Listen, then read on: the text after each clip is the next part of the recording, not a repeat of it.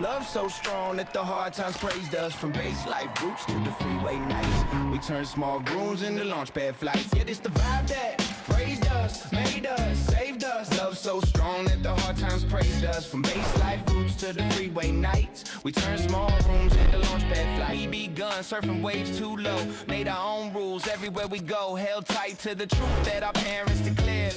Anything is possible, the love stayed there. Now Rob's daughter ballin' on the end scene, Olay scene. Will's kids live dreams we never could have seen. This the vibe that raised us, made us, saved us. Love so strong that the hard times praised us. From base life roots to the freeway nights, we turn small rooms into launchpad flights.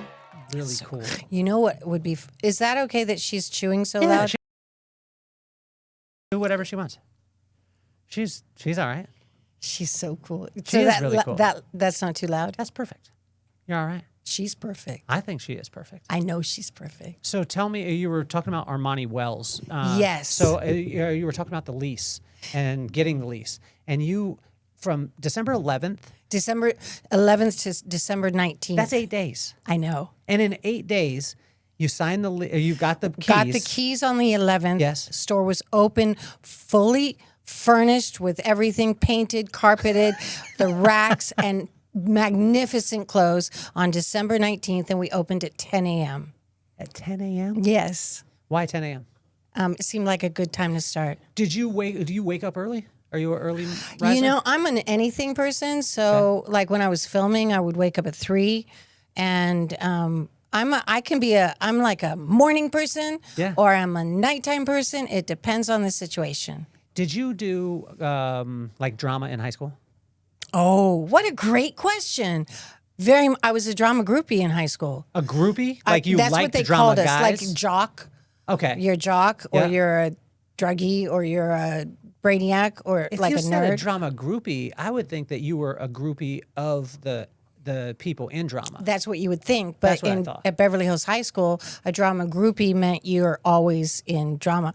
Don't get excited. I was only there because it was free. And we lived south of Olympic, so we were on the wrong side of the tracks. Didn't know it at the time. Beverly Hills is very, very snobby. Well, the reason why I was asking too is because my daughter has done drama. She really found her thing with drama. You know, show choir thing. Did you do show choir? No, but I started out in opera when I was 8 in San Francisco. Opera? And I'm a founding member of the San Francisco Girls Chorus, which is an offshoot of the San Francisco Boys Chorus, and the San Francisco Girls Chorus has since become incredibly huge. Should I ask just what you haven't done in your life? Because we were just talking downstairs and we were talking about your pop, right? And your pop found a parasite, but it was named after the lab technician who realized that it had never been discovered ever on Earth before, and it had been on a slide in his desk for 50 years. Really? Yes, among many other things. What's it called? Do you know? Do you know the name of the parasite? Don't know. But my dad was the foremost expert. Let me see if I can say it. Schistomiasis. Schistomiasis. Say Every it again? family member but me Say it can again? say it. Schistomiasis. That could have got you in trouble. Get your mouth washed out with soap.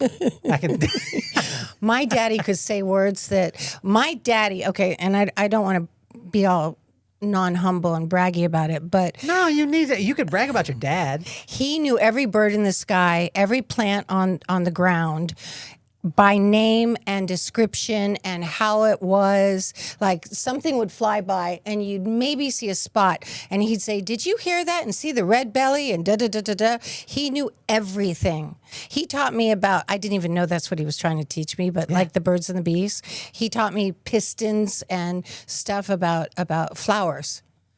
And years later, I realized, he was trying to teach me about the birds and the bees. How old was this? How old were you when he was teaching you about the birds and bees? 9, I think. 9? I was a weekend daughter. Do you know that they have a lady now that you hire that has a party with your 9 and 10-year-old girls, and they all have a party together, and the woman comes in and teaches about it, and it's like a fun thing, and the moms get together. And Craig, who's in the studio, right, that guy, tried to get me to do that with my son and hire a dude to come in and do that. And I was like, man, no. That'd be like Craig people who hire little, prostitutes for their 15-year-old. had Mrs. Evans in the 5th grade at Marin Country Day School, and she was our sex education teacher. Oh my gosh. And she was so good. And she said, men and women are like the workmanship of the back of a clock. So men and women fit perfectly together because that's how they were made. Wow. And then she had us, if we had any questions, we would write them on a little piece of paper anonymously. And so she would, and then she had us do a graph. So she would have a line like this. And then she'd say, how happy are you being a girl? And how happy are you being a boy? And like in the middle is like, you're happy. But if you go all the way to the end, it means you're so happy. And I made mine all the way at the end. And she asked me why. And I said, because girls can wear dresses and skirts and pants, and boys can just wear pants. So why a men's store? Like this was such a cool. I mean, I haven't been, and I know it's been 3 years since we've been friends. 3 years what? It's been 3 years since we've been friends. It's really? Yeah. It's been I don't 3 have years. much of a sense of time, so I okay. could not have told you that. But thank you for knowing It's been like that. 3 years, and I've been telling you that I'm going to come to Armani Wells and I want to be to the store and I want to see the store and be there, but I haven't got a chance to be able to do it. Or I haven't taken the time, as my pops would say. Yes. Why men? Well said. Like, why men's fashion? Because, first of all, women can handle their own selves. They're fine. And women can wear inexpensive things and still look great. Yes. Men can't. If you want to wear a suit that's like inexpensive, it's going to feel like cardboard and it's going to look icky. It's not going to be nice. If you want to wear something that feels like pajamas and looks beautiful, it costs a fortune. Yeah. I think that's not fair. I want to see all men have that power and confidence and magnetism and gorgeousness that comes from wearing something you feel so good in, from wearing something that has the workmanship and the masterpiece of the fabric and the sewing and the elegance, the dashingness. And so I don't think it's fair that a suit like that costs average $5,000. So is there any truth to it too? I'll check the levels too. It might be with the little lady. I just don't want. Charlotte? Yeah. I can take her bone away. I probably She's would got just for her a little stuffed bit. animal. Okay, if she's got stuffed animal, she's cool. It's kind of loud. Shar. Here. I don't mean to hurt you there, Charlotte. Shin, there right we go. there. That is a bone. That is a bone right there. Well, And it looks smaller online. This bone is as big as the dog. Yes, and she's done quite well with it. She ate this What whole kind of thing bone off. is this? It's a shin. I think it's a cow shin. Cow shin. Yeah. I should shin. have brought this little That was no joke though. She was getting kneecap thing. it. She was getting it. Oh, she's very serious. She We'll loves put it. it right here. Yeah, you She's can. fine. I brought her stuffed animal. She got it. You good? Yeah, it's right down Okay. there. So Plus, she just likes to be near mommy, so she's fine. of course, is there any truth? I had a friend that I had a lot of friends that sold Brioni and different custom. There was what was the place? Bijan, It was in Vegas. Battaglia. It wasn't the brand, but it was the store. I can't remember the name of the store. It was right next to Emporio Armani, and I can't remember the store. But my friend John Mark and then my friend Waleed, and Waleed was telling me a suit from 0 to 1,000 is exactly the same. Whether you pay $1 or $999, exactly the same. Very well put. You jump once you go from 1,000 to 5,000, and all those suits are exactly the same. Then once you go over 5,000, then you jump to a different realm. Whole different realm. So, I mean, is there truth to that? I would say he exaggerated. Okay. I would say 0 to 1,000 is you're going to find something cheap and badly stitched, and it's going to be manufactured. Okay. I would say 1,000 to 2,000. It's going to be decent. It's still not going to be great. Like, for instance, I used to sell, no offense to Hugo Boss, especially no offense and sorry, but they also made the Nazi uniforms. Yeah. So Craig was talking about that. Yeah. 99.8% Ashkenazi Jew. Yeah. From the Levite tribe, by the way. There we go. If I do say so myself. In fact, Taboo was saying, I was commenting on his tattoo, and he said it's his tribal tattoo, and he knows exactly what tribe he's from. I said, I know what tribe I'm from, too. I'm from Levite tribe. He goes, what's that? And I it with my daddy, I am, but I digress. So over $2,000, $2,000 to $4,000, you can still get a good suit. It's going to still be manufactured. Let's say Dolce & Gabbana. It looks really good, but it's still manufactured. But when you go a little higher than that, now you're into Gucci. And you go higher than that, now you're into Tom Ford. The fabric's going to be nicer. The cut's going to be more beautiful. You go higher than that, now you're into Brioni. Now you're into wearing something that feels like pajamas, silk pajamas. You don't even know you're wearing clothes. Now, for my thing with men, when they come into my store, I show them their birthright of dignity. I show them who they're meant to be. I show them how they deserve to be treated. I show them who they actually are, that maybe they forget about when they're outside in the real world. But I think that, I know that men have a lot of pressure on them that they're not given credit for. They're the ones that have to ask you to marry them. They're the ones that have to ask you for a date. They're the ones that are protectors. They're the ones that are providers. They're the ones that take on the pressure of basically everything. And now they're the ones that get slapped if they open a door, if they're chivalrous. So now their position has even been stolen and taken away because now are the gentlemen and they actually hold on to their privilege of being a man. It's kind of used against them. So now what? So I show them who they are. And then when I put them in these beautiful clothes and show them who they are from the outside in, then you're creating a new type of human who can walk with the dignity and the character and the self-esteem that they deserve. It's not about when they lose 10 pounds. At any weight, no matter what they look like, every man can be beautiful. Every man can have confidence and self-esteem. But what it takes sometimes is to wear the fabrics. And, the CEO is the most comfortable man in the boardroom because his clothes feel wonderful when he's wearing them. And everyone else is just a little uncomfortable. I want all the men to be comfortable. I want to even the board, even the playing field. So you can come to my store and pay. It's still not inexpensive, but it's less expensive. So instead of $7,000 for a suit, it's $1,650. Instead of $2,500 for a suit, it's $850. And I do that all across the board. Instead of $300 for a shirt, it's $85. How'd you come up with the concept of, like, you were talking about it earlier, where you're the second person to sell in some instances with some of yours, it's still got the price tag. You're the first person to sell. I mean, well, I'm still the second person to sell. But no one's ever worn it. No one's ever worn it. Exactly. Yeah. So how'd you come up with that kind of concept? Because most of the time, people, they open a store and they're like, yes, I'm gonna carry this brand and carry that brand. But when you started off, you were at the mercy of what you could get, right? Well, kind of, sort of. Okay. When I opened my store, I had a vision. I didn't know what green meant. I didn't know what recycle. I didn't know any of that stuff. And the only thing I knew about men's clothing was that my mom took me to Young Men's Fancy in San Francisco to choose a tie for my daddy on Father's Day. I knew nothing. So everything I've learned through experience with my customers and with my clients. So even like George Hamilton has been one of my clients for a long time, where I buy from him.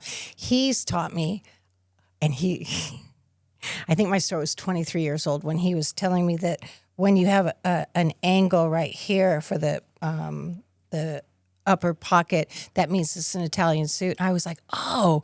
He goes, Claudia, have you seriously had your store for 23 years and you didn't know that? And I'm like, I learn something new every day. So, well, I won't say his name, but he taught me that Giorgio Armani, when you have an unlined jacket, is far more expensive than a lined jacket because they can't hide any flaws behind the lining.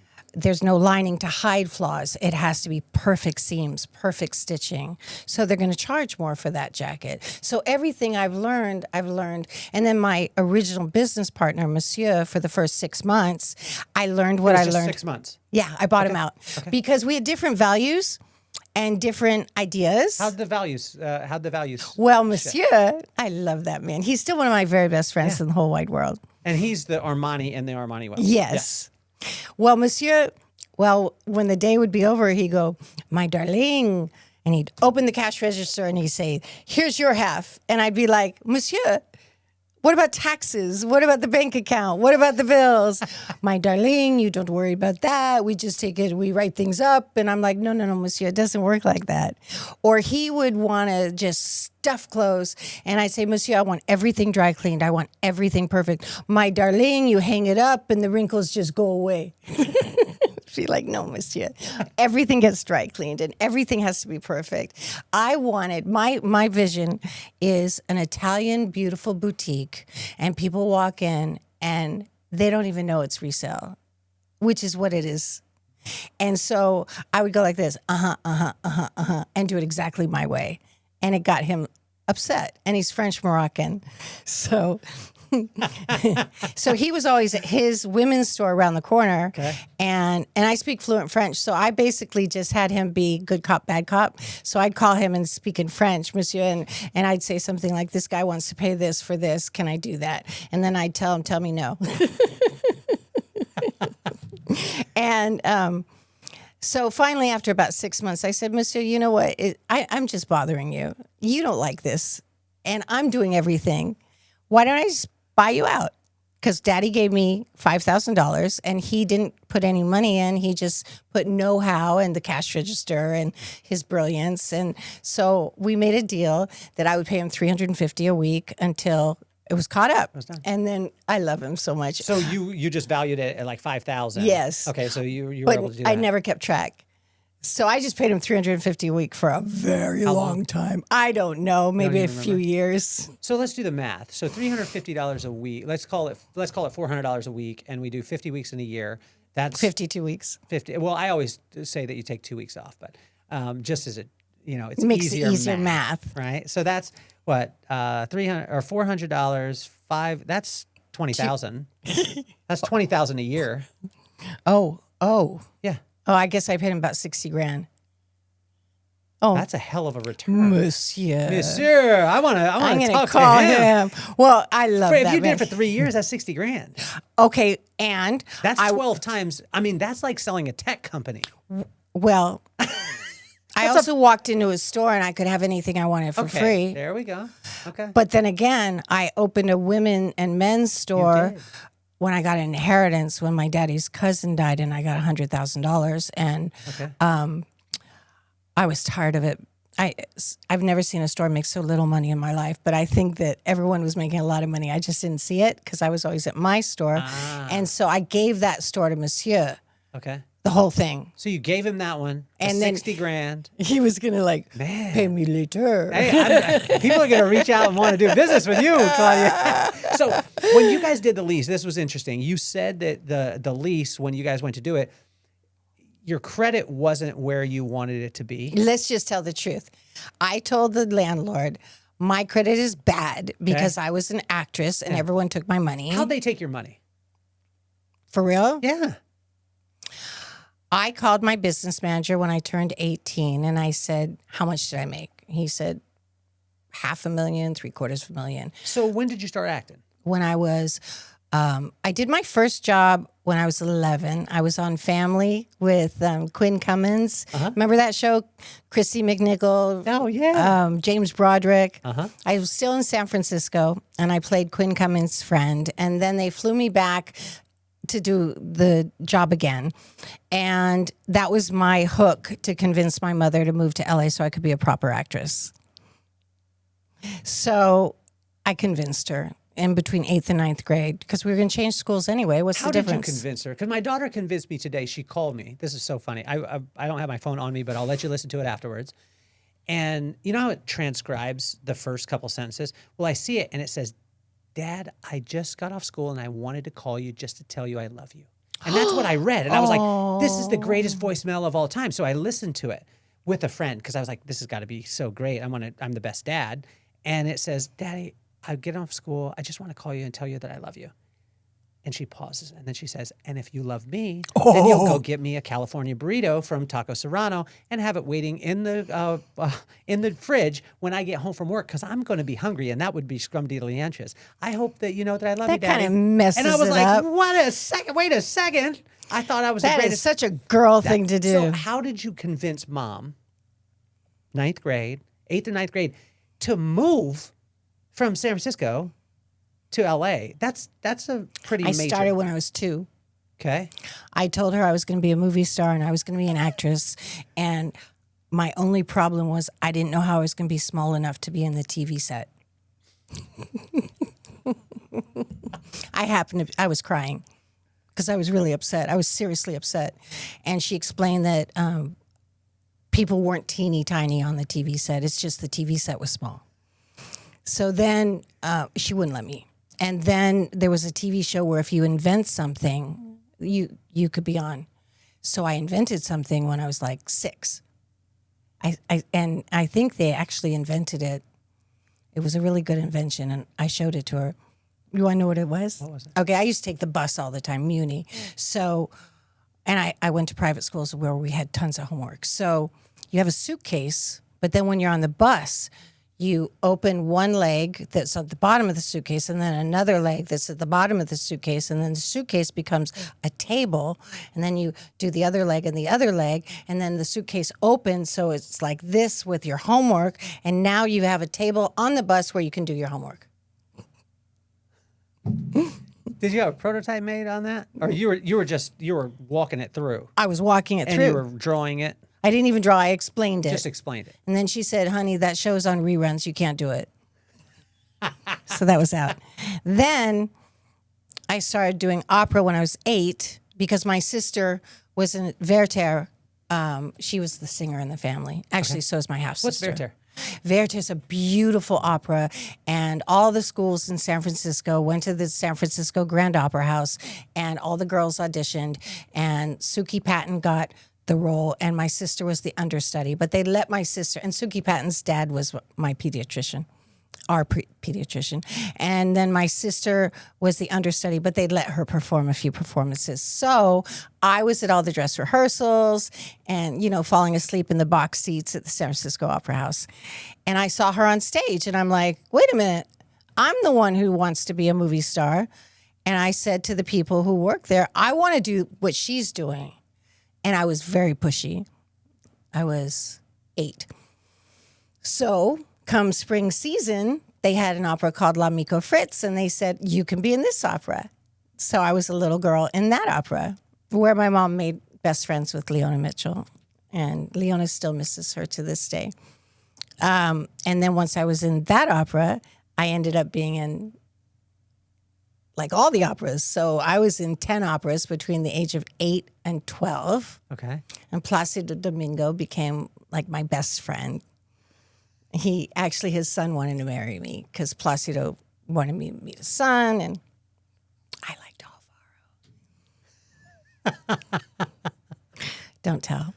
Okay, so I was a singer in... Did you know who Placido was at the time? No. He was just someone who was a friend or, at the time. You Well, didn't I understand. grew up with, Of course. I mean, Luciano gave me my first glass of red wine, and Leona was at our house all the time, and Placido came over for fettuccine, and he would play the piano, and he took me to the beach with my mom because the zoo was closed, and we'd go to we'd go swimming with Placi and Alvaro, and we'd go have... What we did was I was in the opera, or we would go to the opera, and my mom would explain the opera on the way there. So we knew the whole story. And then after the opera, it was always fun because we'd go out to dinner with the opera singers. So it was a really fun time. And my mom took us to the symphony starting when I was 5 because she got the symphony tickets in the divorce. And so we would pick straws. She would have straws, and whoever got either short or long, that was the order that my brother, sister, and I would go. And I would always use the binoculars and look at the faces of the people who were playing and just watch them more than really listen to the music. I met Prince Charles in one of the operas we did. It was Turandot with Luciano Pavarotti and Madame Caballé, and I was a Nibelung, and I sang. So we're all in line before the opera starts, and they did the whole American song that everyone sings before the opera started. But we're all in line, and Prince Charles is meeting each one of us, and he stops at me. I was 9, and I've got all of this Japanese makeup on and this hat like this. And he stopped at me and he said, "You're so beautiful. I can't imagine how beautiful you must be without all that makeup on." And he shakes my hand. He said, "Will you marry me one day?" And I said, "Yes." And I believed him. So when I was 14 and my sister and my mother up till 1 a.m. to watch him marry Lady Di, I went straight to bed. And I was like, he lied. Where'd you get the believing part? Like you believed that you had the invention. You believed that you could get inside the TV. You believed that at 2 years old, you're just going to be an actress. You believed San Francisco, I'm moving down so I could be a proper actress. What kind of conditioning or what do you think contributed to that? I think I was born that way. Really? Because my father, when I told him these things, he said, "Claudia, you don't ever take a bigger piece of the pie than you're allotted. Ooh. You don't stand in front of the line. You do things step by step, just like everybody else." And I was like, "But Daddy," my mother said, "Reach for the stars and settle on the moon. If you think it, you can do it. If you dream it, it will happen." I just, I was thinking about that because like at this health conference, they're talking about visualization and all these different things people do. And I'm thinking, I was born doing that. I knew my whole life up to about the age of 19, including the name of the man that I would fall in love with when I was tiny. And it all went exactly like that. And then everything became a total surprise. And to this day, right now, it's all a total surprise. What was the change? What was the paradigm shift there? I think, very good question. Gosh, I think life threw so many hurdles at me that shocked me, that it threw me off my original plan with the chaos that I didn't expect or anticipate, and the hurt and the trauma. None of that was in my plan. My plan still went according to plan because I willed it and I knew it, but this other strife that I didn't, and that's of course the enemy, but this other stuff that I didn't anticipate caught me off guard. And only because God is so good did I get to still do it. And of course, all of it made me stronger because I didn't die. And I may fall down, but I always get back up. And they say, as long as you get up one time more than you fall down, you're doing good. So take me back to that, like when you're convincing mom. You're in San Francisco. You're hanging out with Placido. You're hanging out with Luciano. Right? Uncle Luciano, Uncle Placido. No, I thought of him like a dad. Did Placido. you? Yeah. Really? Yeah. Okay. Yeah. You know what's wild is when we opened the Mandalay Bay, when I moved out there in 99, you know why we had to open on the specific day? It was April 4th, 1999. Do you want to know why?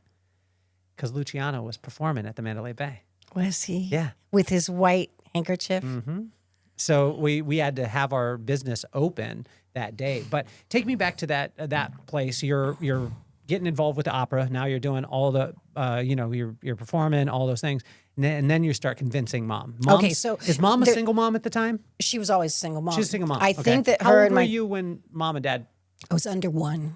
Really? Or I was a year. You know what I think is so cool though too, and this is just a sidebar, is how you speak about your daddy. Like, I just think it is so cool. Like, even downstairs before we started recording, and we're sitting in the dark. Like, we're sitting Too much fun. How much of a miracle is it that we even have electricity right now? We're sitting down there in the dark, but you could feel you beaming every time you said your daddy's name. Thank you. Why do you think that is? I'm so proud to be his daughter. I'm so in awe of what he's done in life, and my parents had such an acrimonious divorce, and out of loyalty to my mom, I missed having a dad throughout my entire teenage life. So we had a mailing address and we had an answering service. And so my dad did not know where we lived or what our phone number was from the age of 14 till my high school graduation.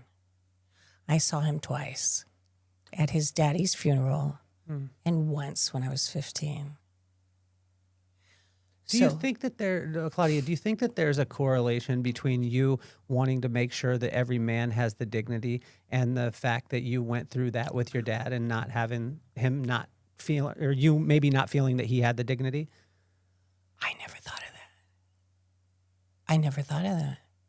And that you clothe men to give them feeling like a CEO because maybe you felt that your pop didn't feel that way. Didn't get what he deserved. Yeah.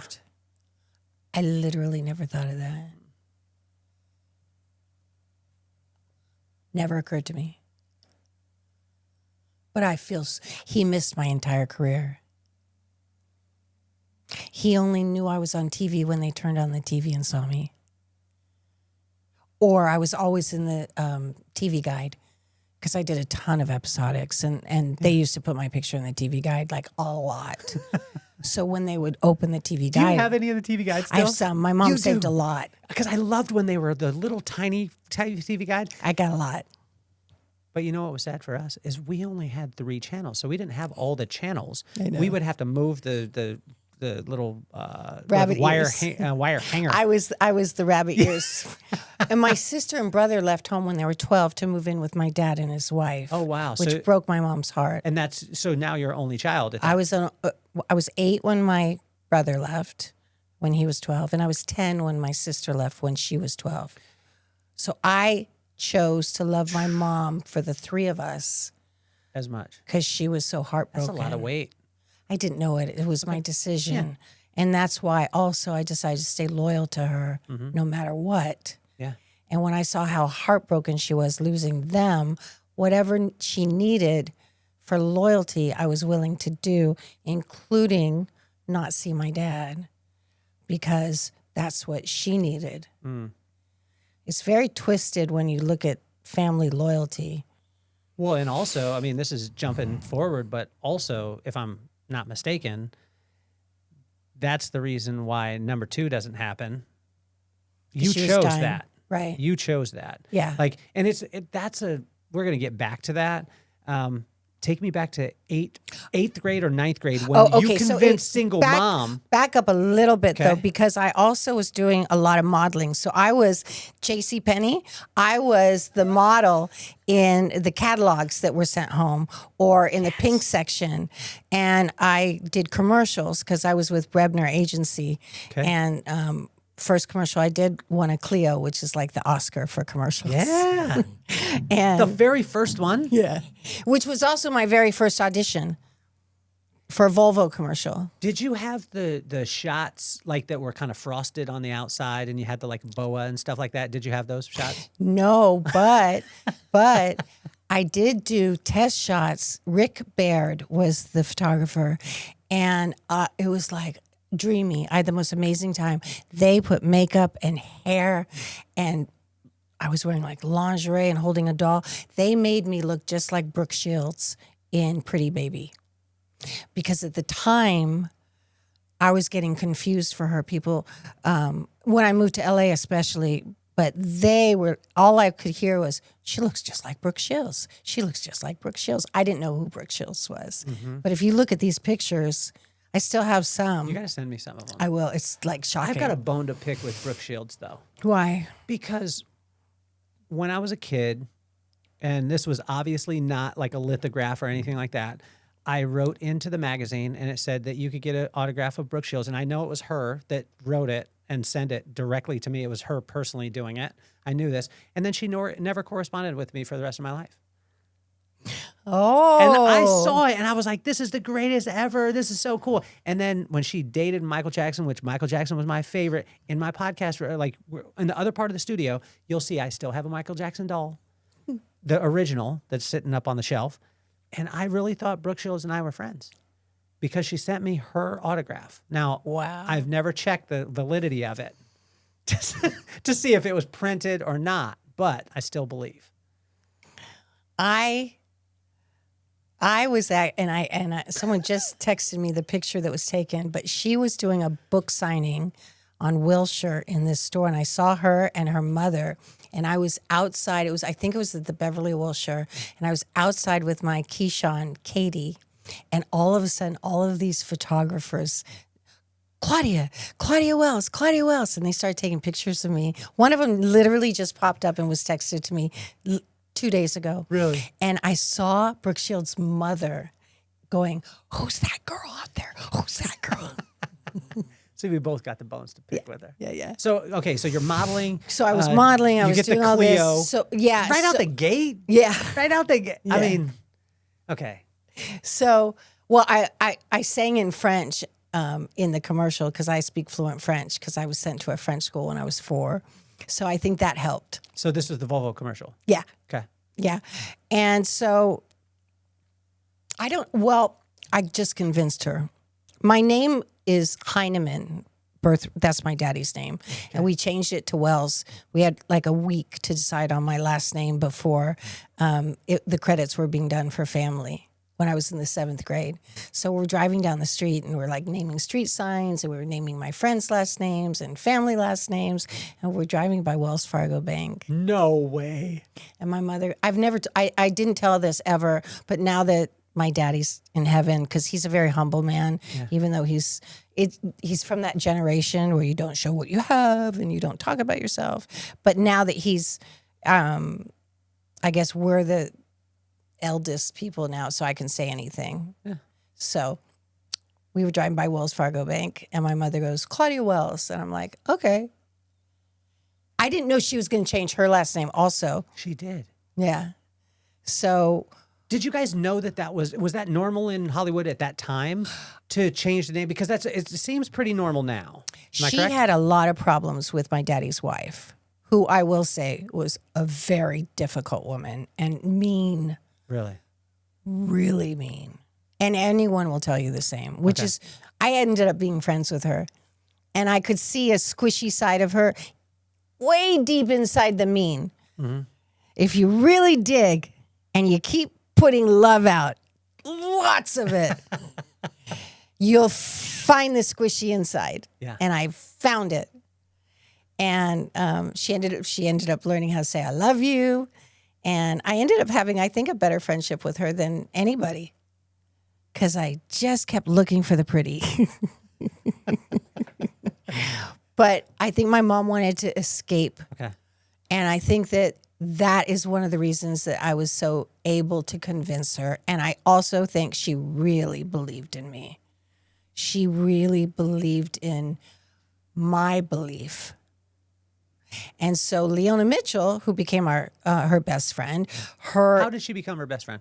Well, Leona was doing the Marilla program in San Francisco, which is what opera singers do for 3 months when they're starting their career, even though she already was starring in an opera, and she stayed at our house. And then Carol Van Ness also did that and became my mom's best friend. Both of them became leading opera divas all over the world. How did the Placido and Pavarotti happen?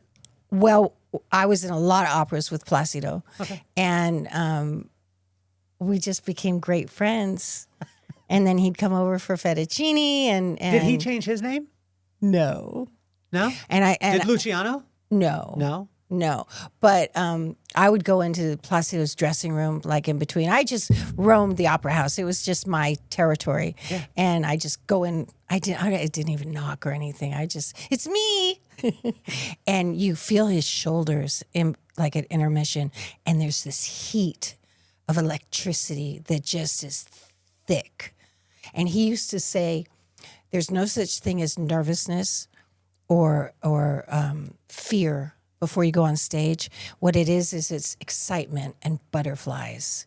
So when it's the same physicality, people think it's fear or nerves, but if you twist that around, it's actually excitement, and it's needed to be able to go and do. It's just a little mind switch. Yeah. And Luciano, we just all became best friends. So so you're driving by Wells Fargo. And my mom goes, Claudia Claudia Wells. And then is this when you're starting to convince her like this? Or is this later? I'd been working on it. But you've been working on it for your whole time. life, basically. Yeah. Because you're already seeing it. I'm going to be a movie star. Yeah. I'm going to be a TV star. Yeah. And then and if all else fails, I'll marry a billionaire named John. There we go. So family happens. Before the credits come out, change your name. But that starts it rolling. And now Well, you're my starting to mom would see- say on set, like the second time I did Family, she'd say, we live in San Francisco. We can just fly out every time she wants to be an actress because it's like as if we lived in the Valley, like she knows. And they're like, Barbara, it's not as if you lived in the Valley. If Claudia is going to be a proper actress, she has to live in Los Angeles. That's where actresses live. And my mom said, well, we could just keep flying out. And they said, Barbara, it doesn't work that way. Claudia wants to be an actress. She needs to live here to be an actress. And my mom lost the fight. And I was like, see, Mom? At this time, was it normal for a mom to be a manager? Like nowadays, it's very common. No, but when I when I flew out with the my modeling agent from Grimet, he flew with my mom and I to do generals. What airline? Pan Am? PSA. PSA? Was it PSA? TWA. TWA. $13 each way. What? $26 round trip. So we flew when I was 11 for generals. And one of the generals was with Tony Howard.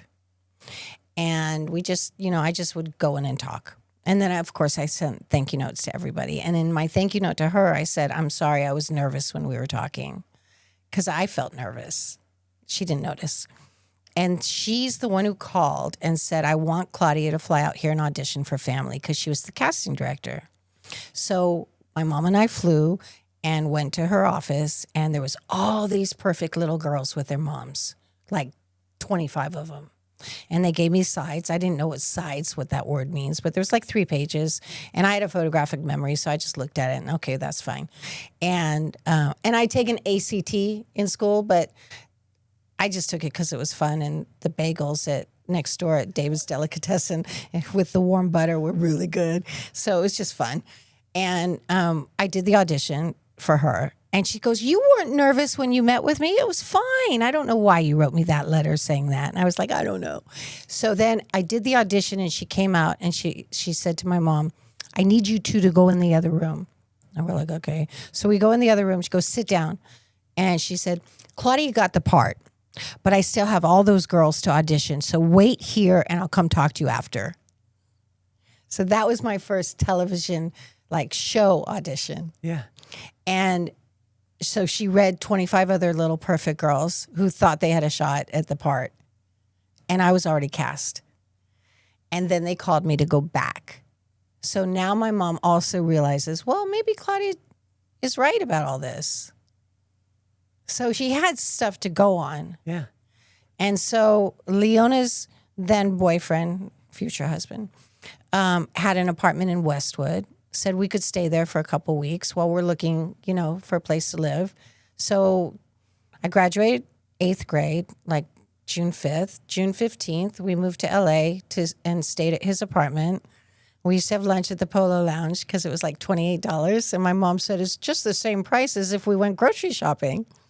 And we got a list of different agents to interview because I needed an agent. Yeah. And I didn't know that they interview you. I wanted to choose what was going to be my agent. It never occurred to me that they have to choose. I'm the one who chooses because they're going to be my agent.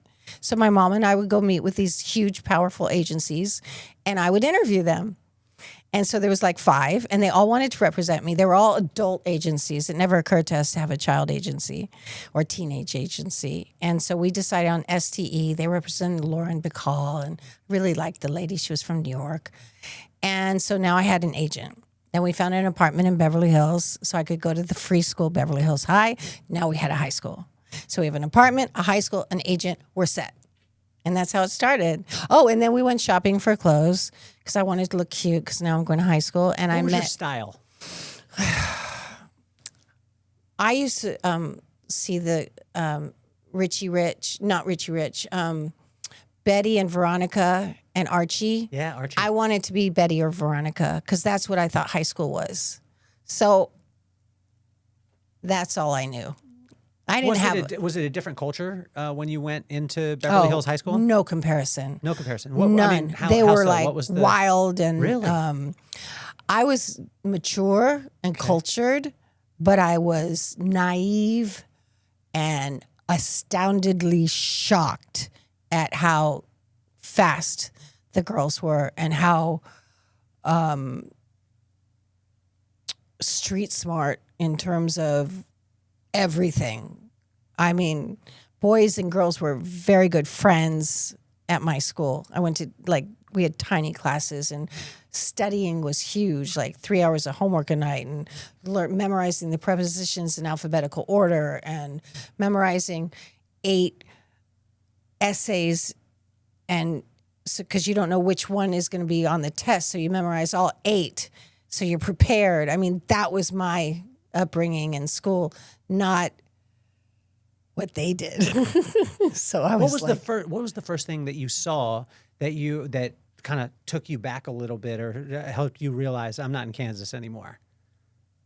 how advanced they were with the girl-boy situation.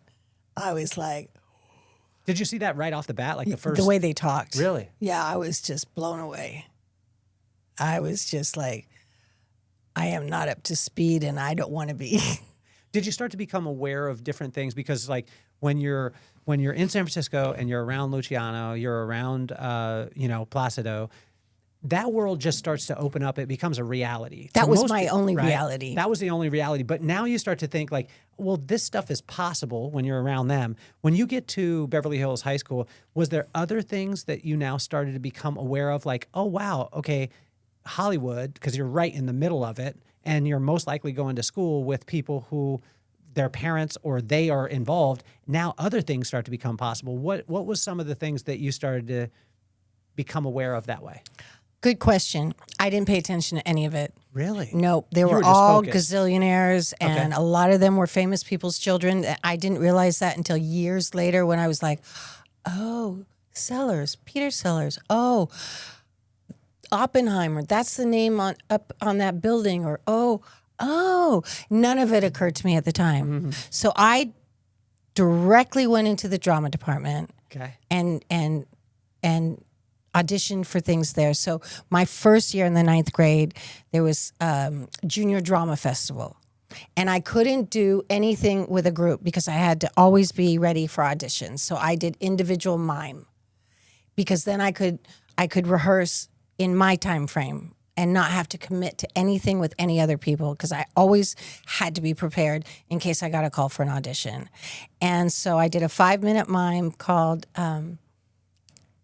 Memories, spinning through something like Truth Spinning Through Time.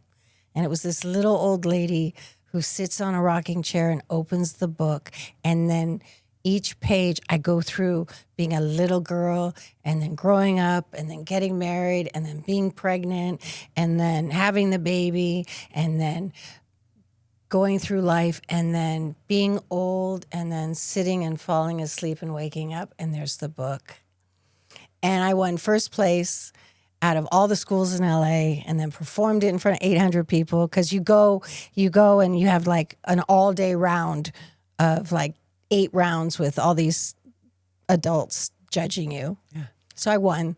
And then in the spring, I did Junior Drama Festival, and I played Catherine and Alice from King Henry V, and I played both of them. And Alice was big and fat, and she was helping, and Catherine was this elegant, princess. And I played both characters, and I won first place. And then 10th grade, I directed a girl in both, and she won first place. So I was in a play, Andre Gregory's Alice in Wonderland. And my agent, Vaughn, came, and Johnny Silverman was in it. And he was my best friend forever. And Vaughn said, introduce me to that kid. And I said, sure, this is Johnny Vaughn. And Vaughn represented Johnny after that. And Johnny had never been a professional actor. Johnny was then sent to New York to audition for Brighton Beach Memoirs on Broadway because Matthew Broderick had to leave the part. 9 days later, Johnny was starring on Broadway. And that's how his career started. Wow.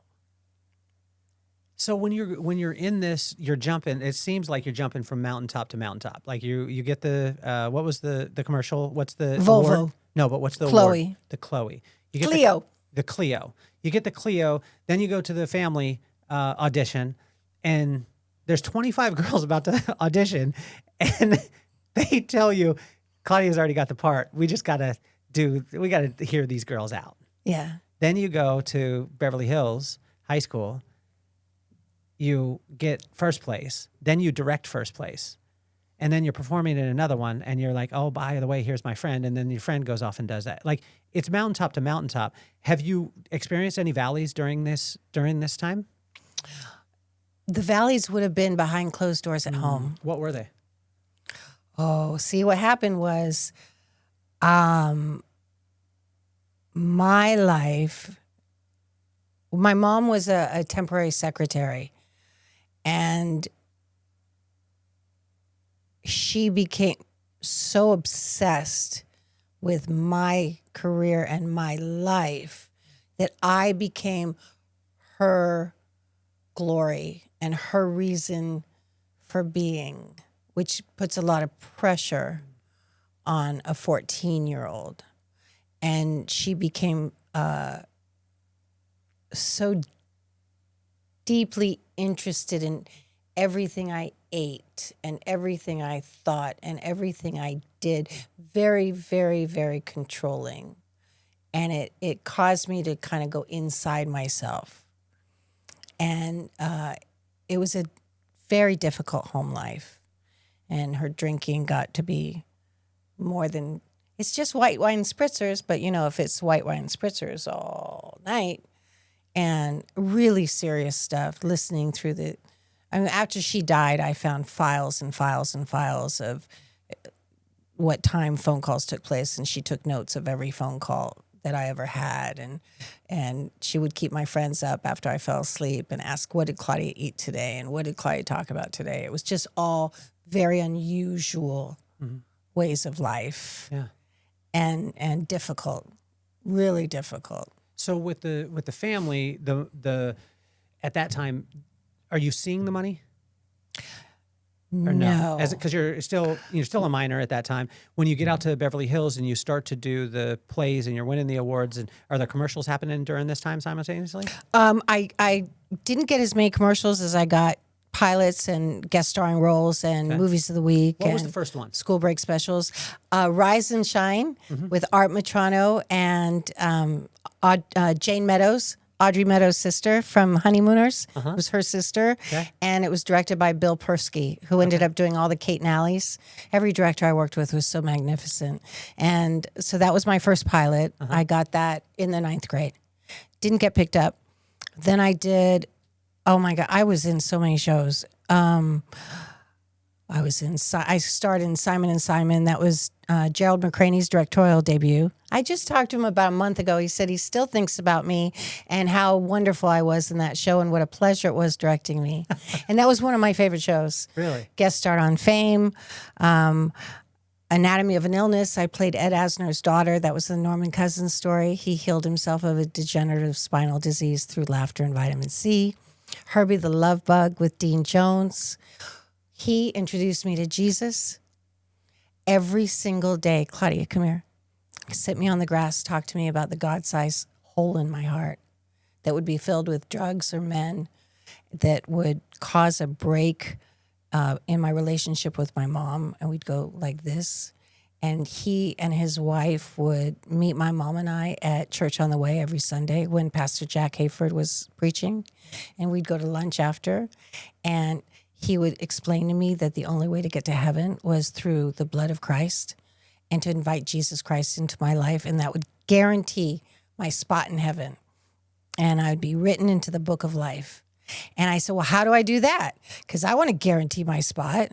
He says, very simple. You just say a prayer and you invite Jesus into your heart. And in faith, you believe that he is God's son. And he said the words and I repeated them. And he said, that's it. Now you're saved. And now you're guaranteed your spot in heaven. And I was like, that's it? He goes, yeah.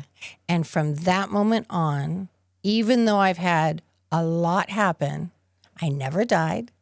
I've always been protected. Mm-hmm. And through all of the difficulties, God has always been by my side.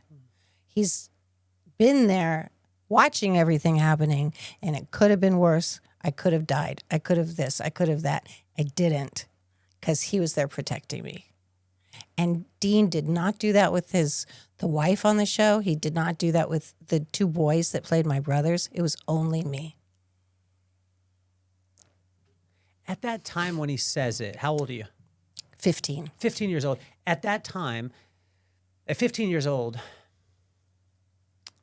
most likely because you're from another planet, Claudia. You're incredible. You probably understood it. Like what I was thinking right off the bat is, were you thinking, is there a guarantee like this in Hollywood that I'll be able to get every role that I want? No, I wasn't. I was thinking, when I was little, I would look up at the stars and know I was this itty bitty teeny tiny thing on this planet. And when people would say that we're it, I thought that was very egotistical, because I thought, how can you say we're it? You did not make that tree. You did not create that bird. You did not make that ocean, and you don't even know what's inside that ocean. How can you say we're it? There's got to be something bigger than us that created all this. Yeah. So when he explained to me who created all of this, it made sense. He made sense, because I grew up with the Easter Bunny and Easter eggs. I grew up with Santa Claus, and I never understood why he didn't burn himself when we had the Duraflame fireplace every night on on Christmas, and my mom had a plate of cookies, and then in the morning the hot chocolate was half drunk, the banana was half eaten, and the cookies were half eaten. And I was like, well, how did this even happen? And why isn't he burnt? And how did he fit? So I wasn't the only religion I was grown up with. My sister and I sang in choir at St. Luke's, but I never listened to what he was preaching because I was just there to sing. Mm-hmm. Barry Minia from MCDS drove us there because he was the piano player. So when you have that experience that the man talks to you about Jesus in 15, how long do you stay? Or that's just a one-off show, though. That was 6 episodes. 6 episodes. Okay, so you do that one. What comes next? Well, in terms of Christ, I did a school break special called "Babies Having Babies" that won an Emmy. Of course, it did. On your how far in? I was. How far into your acting at this time do you get the Emmy? You already got the Cleo. I think I was. Or was it Cleo? I think it was Did 18. I say Cleo? Yeah. It was. That was That was when I was. So the Emmy was. That was when I was 10. The Emmy, I was I 18? I might have been 18 because my mom wasn't on set. All right. So that was Martin Sheen's directorial debut.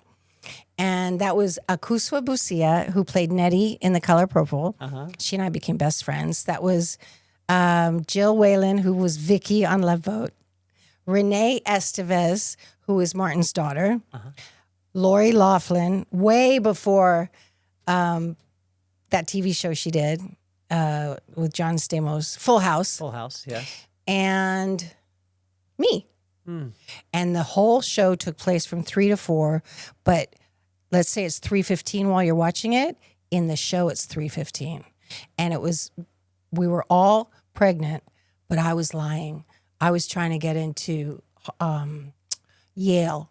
So I was there pretending I was pregnant. It was an after-school program that we were all, and the teacher never showed up till the very end. So we all become friends and we're talking and we heat up some pizza in the ceramics kiln and everyone tells their story and I'm taking notes because I'm trying to do a story to get into Yale.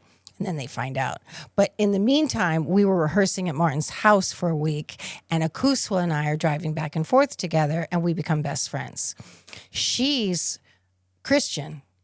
So she introduces me to Christian Entertainers Fellowship, which is a monthly Bible study at high-level entertainers' houses where it can be very private. So Smokey Robinson and Stevie. Was Tim Story in that? No. No? Okay. No, but I know Tim. Okay. Yeah. And no, it was way before all that. This is 40 years ago. Yeah. It was before it was hip to be Christian. This was Really? like serious, like. So it was almost like a covert mission. That's exactly and right. it was at different entertainers' houses. Yes. Because that way, and no one really knew. No one knew. Unless you knew. It was a newscast, and you had to be invited.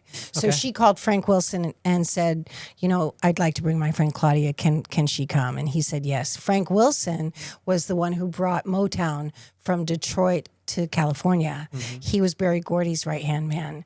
He was a Grammy Award-winning writer and producer.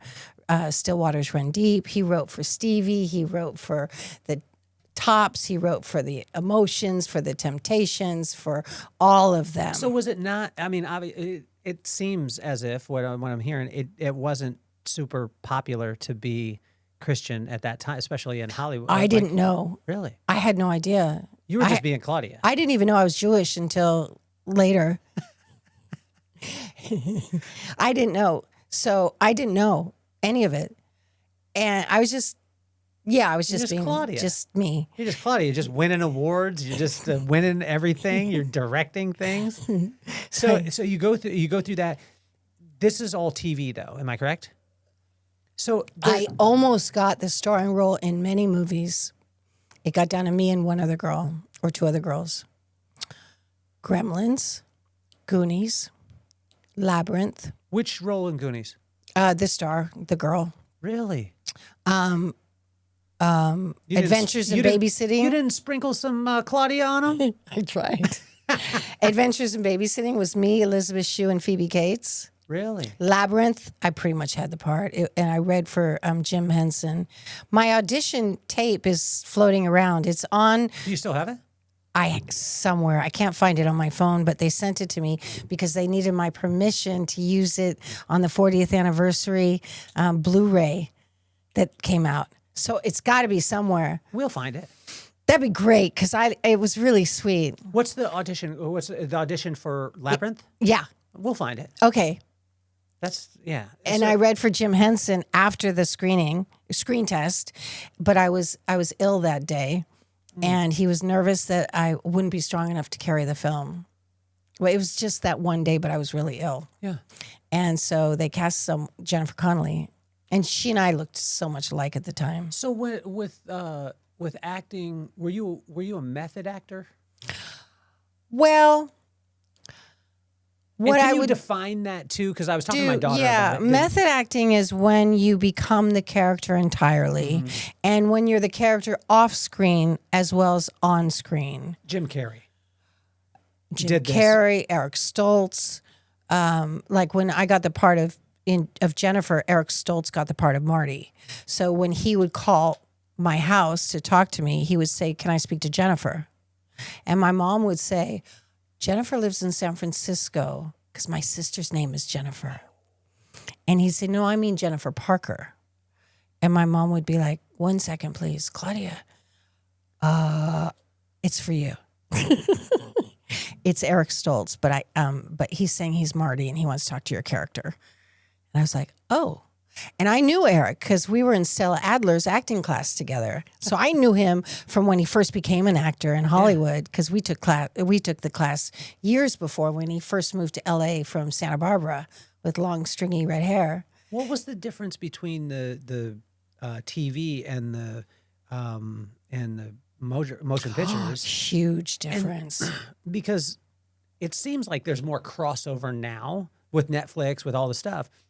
But at that time, it was like you were either or. You were either or, but there was more than that. There was soap actor. Like they wanted me to play Blackie's girlfriend in General Hospital. And I really wanted that because it would have taken me out of high school. It was a 2-year job. Okay. And my agent wouldn't let me take it because I'd gotten a pilot at the same time called Lovers and Other Strangers. It was Renee Taylor, Joe Bologna. And so the snobbery of doing soap as opposed to an evening show, and they wouldn't let me have what I wanted. Snobbery meaning that the soap was looked at as better or Worse. Really? It's beneath you. You don't want to do daytime television. This is ABC. You have an evening job. You're not going to do daytime. But it's a 2-year job. I want to do it. No. But praise God, had I done that, I wouldn't have been available or even there to do Back to the Future. Because I would have been Blackie's girlfriend. For 2 years. For 2 years. So you start taking auditions for motion pictures, and things aren't going the Claudia way. Well, they go. They? Well, I screen test. I got as close as it got down to me and 1 or 2 other girls. Yeah, but the Claudia way would be you were just walking by a store and getting an Oscar. You know what I'm saying? It did not go the Claudia way. Okay. It did not go the Claudia way. How did that shake you? Because It shook me bad. Really? Yeah, I was. Because you start to gain a little bit of hubris, right? You start to gain a little, or you would say hubris, right? I don't know what that word means. It just means that you think you're going to succeed because you succeeded before. Yeah. Right? And hubris, when I read that the first time, I didn't know what it meant. I barely graduated from high school. But I read it and I was like, what is that? And then when I read the definition of it, I was like, because it's ego. It's not in a bad way, but it's Confidence. It's that confidence of like, this is in the bag. So that probably at some point starts to kind of set in. And then you go into motion picture, and this is a whole different game. And so you're getting almost there, not getting it, almost there. How is that affecting you emotionally? Well, for as many jobs as I got, there's a lot of jobs I didn't get. So I really wanted a part on Little House on the Prairie. And I read for Michael Landon. And really, really wanted that part. I didn't get that. And there was a couple times I didn't get that. Or other parts. Were sitcoms big at this time? I did a lot of 3-camera in front of a live audience sitcom shows. What was the sitcom that you wanted that you didn't get? You said Little House on Prairie. You did. What was there? Was there one? There was just one, but I don't care. That you wanted it and that thought it was really cool. I didn't. I wanted it because I like getting parts. Okay, but you didn't they want had it 'cause me you liked for the like show. Too Good to Be True. They had me at ABC for 7 hours for a part, and they wouldn't let me leave. And Diane Franklin was there. That's how we became friends. And she was up for the same part as me. And they were having her go back in with each character while I'm sitting there, and they won't let me leave. And I'm like, obviously she has the part. Can't I go? No, we just need you to stay. But 1 week later, I was at ABC Network again for Lovers and Other Strangers. And I walked in and I go, it's me again. And I got that part. So you just never know. You just never, ever, ever know. And so what was the percentage of this? I've loved this with my daughter because she's just been doing, community theater, and then she does school and stuff like that. But she has to shoot her shot every time, and she has to deal with the fact that she doesn't get it every time. That's a major. I used to tell lesson in people, life. if you can't handle rejection, don't be an actor. Because it is rejection and it's personal. So when people tell you it's not personal, they're lying to you, because it's always personal. You're not blonde. You're too tall. You're too short. You're too fat. You're too thin. They don't like how you walk. I didn't get a starring role in a movie as a tennis pro, and I took tennis lessons at Hillcrest Country Club with a tennis pro every day for a month to learn how to look like a tennis pro. And then the Japanese director had me walk around the swimming pool in shorts and didn't hire me because my ankles were too big.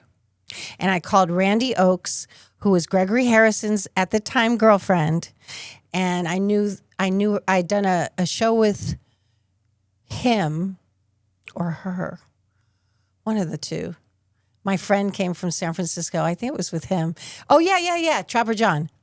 And we called him some name because when he looks at you, he looks straight into your soul. Yeah, I was Candy, the Candy Striper in Trapper John MD. Really? Yeah, the redhead guy fell in love with me, and I was, yeah.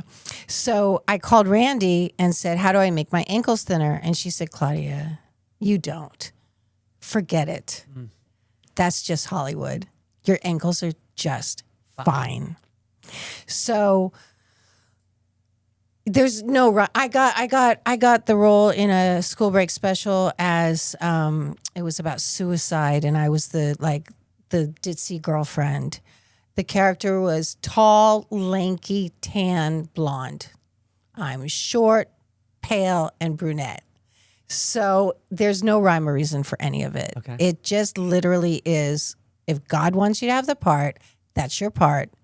Otherwise, I auditioned 5 times for the starring role in a movie with the same exact actor, reading the exact same scene in the same high-rise office in Century City. I always wear the same clothes when I have a callback, so I'm wearing, because you don't want them to go, what happened to the girl in the purple shirt? We wanted the girl in the purple shirt, and you're wearing a green shirt. How did you learn that? Instinct. Really? Yeah. So we have to tell your daughter that's very important. Very important. So every time you audition in the same. If you get a callback, you always wear the same outfit. Same outfit that you wore in the first one. Absolutely. Bam. But not the same outfit all the time to every. No, but Okay, every callback. Wow. What if they're looking for the girl in the blue top? That makes sense. Darn it, we were going to cast her. Where'd she go? That's genius. So I'm 5 times, same outfit, same audition scene, reading with the same guy for the same suits. Didn't get the part. A year later, I'm at a dinner party. Leonard Goldberg is there. Claudia, aren't you so glad you didn't get the starring role in that movie? Because apparently it tanked. I said, no, I really wanted that part. And why did you have me audition 5 times with the same guy for the same people, reading the same scene? He said, we couldn't decide who to cast because it was between me and another girl. I said, well, how'd you finally decide? You don't want to know.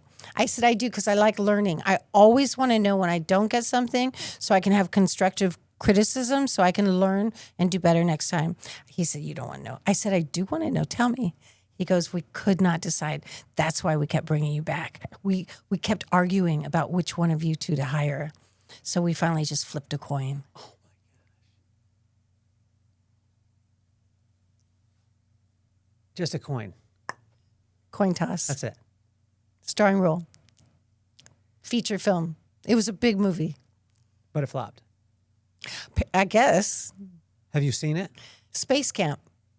Are you kidding? No way. Yeah. What was the first motion picture that you got? Back to the Future. That was the first one? Yeah. Claudia, Oh. that goes back to a Claudia thing too. Like, are you kidding me? One audition. One audit. Hold on. Okay, how many motion pictures do you tell me you got turned down before? That's the first one you got, but how many did you get turned down before you got that one? Okay, so I've told you Goonies, Gremlins, Labyrinth, Young Sherlock Holmes. Did you understand how cool Goonies was going to be? Nah. Nah. Okay. Adventures in Babysitting. Do you read the whole script? Uh-huh. You read the whole script. Except Back to the Future, they only gave me one scene. But in Goonies, you read the whole thing. Mm-hmm. Did you think it was a cool movie? Yeah. Did you think, oh my gosh, it's going to be iconic? I never think that way. Really? No, I read the first time for the story, and then I read the second time for my character. Okay. That's all I'm thinking about. And I'm not thinking in the future. I'm thinking my character, I need to know the story and how my character relates. It's about the audition. are you focusing in? I know you said that we established that you weren't a method actor then. Well, sometimes. Sometimes. Not a method actor in terms of outside of being the character, Yeah. but method in terms of like when a Strike Force, my first guest starring role with, what's his name? That beautiful actor from, he was one of the greats. He did a series that was one of the most famous series ever in the history of television. Strike Force he was old school, famous guy. Oh, he was so good. That's why we need to have our phones next to us. Oh man, he was like a Charlton Heston. Okay. And my audition scene, I'm holding a gun, and I'm crying, and I'm saying, "What did you do to my brother? You killed my brother," or something like that. And I'm holding the gun, sobbing. So that was my audition scene. And so I'm thinking, what if someone killed my dog, Stanley? So in terms of method, You went there. I did that. And then the casting director said, well, do you think he can, Robert Stack, Wow. do you think Robert can pick her up? Because what happens in the scene is I fall and Robert picks me up. And so the casting director picked me up. Yeah, I think he can. And again, there's like 30 Hollywood's greatest little perfect girls who've been auditioning since they were 7 and their moms. I was 14 and I got the part. So that was method. So I guess I am method because I take a part of my life and I think of something that brings me to that moment. When you're off and because it seems like you're fine on your own, which I absolutely love. Like your confidence it's one of the things that was from the first time that I met you. It's like you seem not to conform. You don't really care. You're just Claudia. But when you're, say, in a role, do you, like when you're by yourself, are you sometimes saying the things to yourself and saying them out loud as far as the lines, or are you just got the photographic where you just like, boom, I looked at it, okay, cool, I'm good? Or are you walking yourself through it and talking, almost kind of workshopping it throughout your life? Like I had a story this morning. I got to spend some time with God this morning. And my pops used to make me me and my brother take 10 pages of notes a day on millionaire courses. And from the time I was in 4th grade till the time I was in 6th grade. Wow. And then he did a thing called sleep teaching. Called? Sleep teaching. Uh-huh. He took a Walkman, broke the headphones, drilled a hole through my wall and my brother's wall, put the headphone in my pillow, put the headphone in my brother's pillow, auto reverse cassette millionaire tapes, and made us sleep to it 8 to 10 hours a day. Wow. Now, during this time, this is the worst thing in the world. I have to take the notes. I have to listen to this garbage. And my friends, when they come over to stay the night, they can't sleep on my bed because they're going to have to sleep on this microphone or headphone. And it's weird. You can't explain it to your friends. What a cool dad. Right? So you're saying this. I think now, yes. But then. And then it went through, I was studying Proverbs 26, and it told you all these things to watch out for. And it was like, all these things seemed a little negative.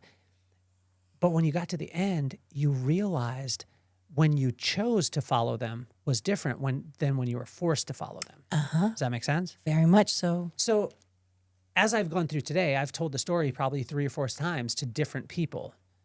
By this time tonight, we're sitting here. I can hit it there. But I've workshopped it throughout the day. Right. Do you do that when you have a script? Are you workshopping it through things, or are you just able to read it, done, okay, I'm going into my audition? Okay. Great question. When I did Family, I didn't look at the scene from my audition to the day on set because I figured I knew it because I'd looked at it and I have a brain like that. So I didn't realize anything else. And then I just did it both times. Then when I started auditioning for things, I put a little more effort into it because I thought I could probably do a little more effort into it. And so what I would do before I go to sleep, when I'm just in that really relaxed state, I would do the lines in my head, just calm and relaxed. And then I used to do this thing. I think I saw Snoopy do it in a cartoon. So I'd been doing this since I was a little girl, especially when I had 2-hour finals in every subject twice a year starting in the 6th grade. And I would talk to every part of my body. Brain, you're going to remember everything when you wake up. Arms, you're going to be, I would just talk to every single Would part you of do my it audibly out loud? No, in my In head. your head. Okay. I would just tell my body, I would tell myself what time I'm going to wake up. I would tell my body how it's going to feel. I would tell my body what it's going to do. And that's how, and I would also read the script at night and then do the lines again and again and again and just real relaxed. But in the meantime, I would also write out different things about my character. And I would also write my thoughts behind every line I was saying, what I was thinking. Because it's not what you're saying, it's what you're thinking. So when you go through, you have a couple of the motion picture auditions. There's the Almost, which is amazing. Back to the Future. Oh, wait, can I tell you one funny Yeah. almost? Yeah. So I had an audition for Flight of the Navigator. Mm-hmm. And I walk in and Sarah Jessica Parker is in there. And I used to see her all the time. I liked her. We were both in this Young Artists United thing, get people to vote. And Oh, okay. Yeah. So I see her and I'm like, cool, la, la, la, la, la. She auditions, I audition, we leave. Then that afternoon, I walk in for my callback for Babies Having Babies. Who's sitting in the waiting room? Sarah. I'm like, seriously? So I looked at her and I said, Sarah, I'm going to make a deal with you. She goes, what? I said, you get one part, I'll get the other. Shake on it. I said, eye to eye, shake on it. I get one part, you get one part. And we shook on it. She got Flight of the Navigator. I got Babies Having Babies. So you go through, now you said that it was just one page that you read for Back to the Future. No, I said it was one audition. One audition. With the Did you read the whole script though? Oh, no, they wouldn't let me do anything. I just knew I was auditioning for a girlfriend in a Steven Spielberg movie. How many pages did they give you? Did they give you anything? They gave me one scene. Oh, The scene they gave me. That's what I meant, Claudia. Well, you I said one page. You Could a said. scene fit on a page? Not that one. I was trying to be right. Monsieur would say, I'm not right and you're not wrong. I like Monsieur. I love Monsieur. I love him. So, I was did you- engaged to him twice. Really? Yeah. One of my, I keep seeing Renee. So my friend Jenny and I'm going to send this to her if she's not watching now. She should be watching the podcast anyway. Oh, are we live? No. Oh, But yeah, we are. in an alternate universe. Of course. But Jenny, my friend Jenny was married to Renee, and he had a little tiny mustache. And he was, where was he from? I wanted to say that he was Lebanese, but he had French influence. He lived in France, and he was in the fashion world. And he would say, he would always talk about the ticket bucket. If you have a suit, you have to have the ticket bucket. Yeah. And so she'll know exactly. But every time you talk about Monsieur, I see Renee, and he's got the little pencil mustache. Oh, Monsieur and was he's just so moving handsome. around, and He still has a head full of white hair. It used to be a head full of black hair. He looked like a skunk has that beautiful hair. He still has. I say, Monsieur, everyone must be so jealous of your beautiful hair. did you know who Steven Spielberg was? Was Oh, he, yes. at the time, 'cause he had done Close E.T. Encounters Got of it. the Third Kind. He was like king of the He's it. world. Yeah. Oh my gosh. So when that call comes in, does this come from your Agent. agent? Is it like because Claudia doesn't seem to freak out on anything, because Claudia has been around Placido, has been hanging out with Luciano. You know what I'm saying? Like, And speaking of Placido, he'd never, ever, he was the most elegant, respectful. He had women throwing themselves at him. imagine. He had the same women every time after a performance waiting on him at the backstage door, and he would be gracious and kind to them and then leave. I saw him with the chorus ladies. I saw him with everything, because I always paid attention to everything. I just am that kind of person. Yeah. So I saw him from age 8 to 12, dozens and dozens and dozens of time, whoever said stuff about him, it was about them. Maybe they got offended or something happened and then the whole world cracked down. Placido did nothing wrong. Wow. Well, you're around all these people. These are just Anyway, normal to you. that was As my far- little That's commercial good. break on I love Placido. it's not even a commercial break. It's just great. It's the truth. And have one of those if you want. Oh, I know.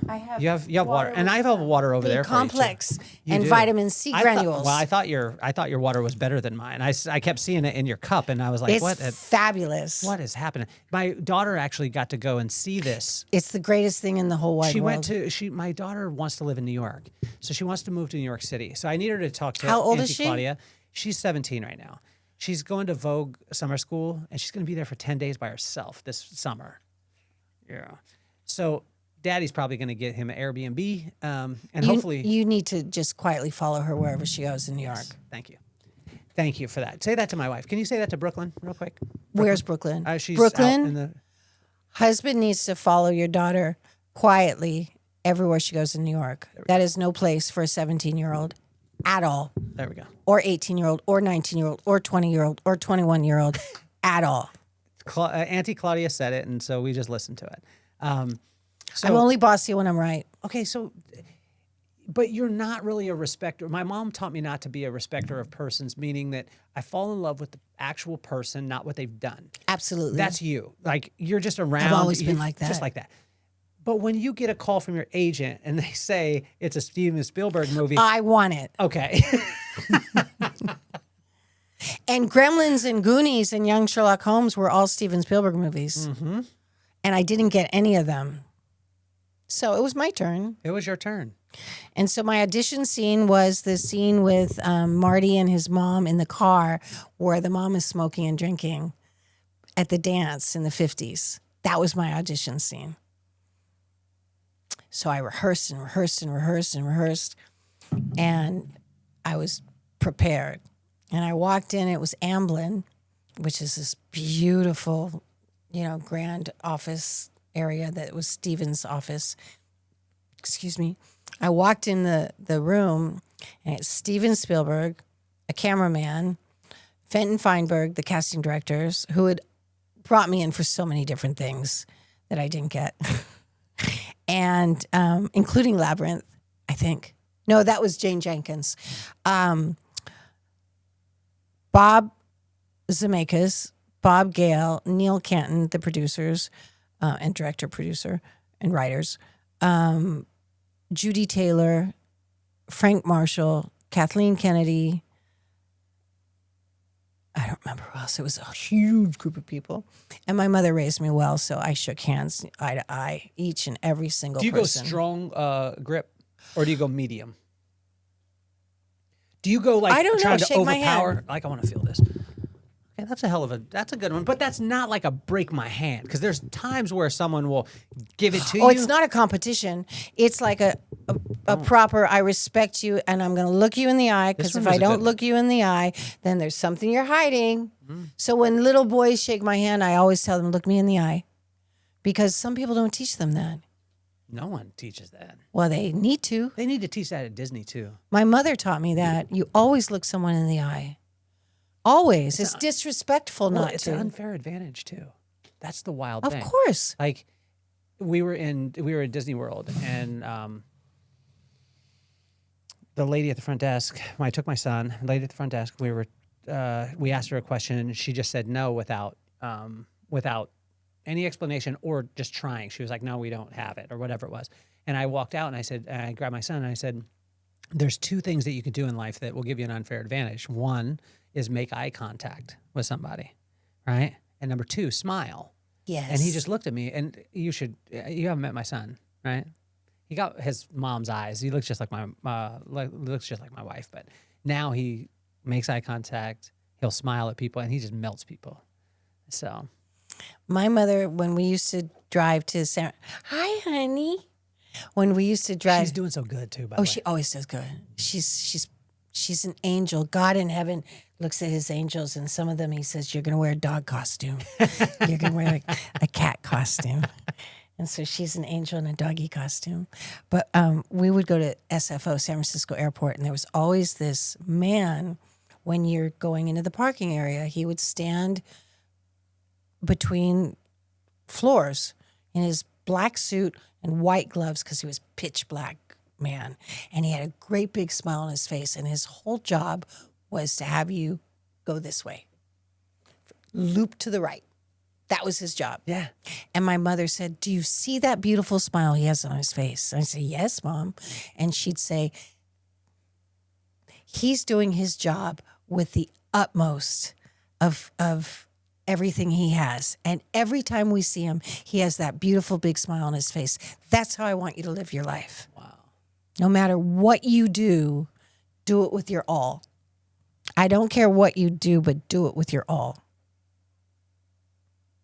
But then she was still the same person who said, "I'd be happy with your B+ if I knew that was all you could do, but I know you're an A+ student."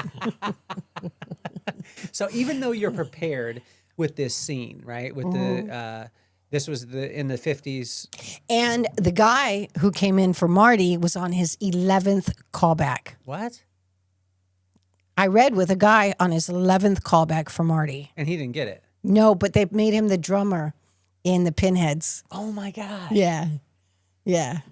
So we read and a couple times, and Steven said, "I want you guys to go outside, pretend you're on a radio show, and I just go each line. I want you to go a little faster. So Claudia, take him outside and rehearse with him."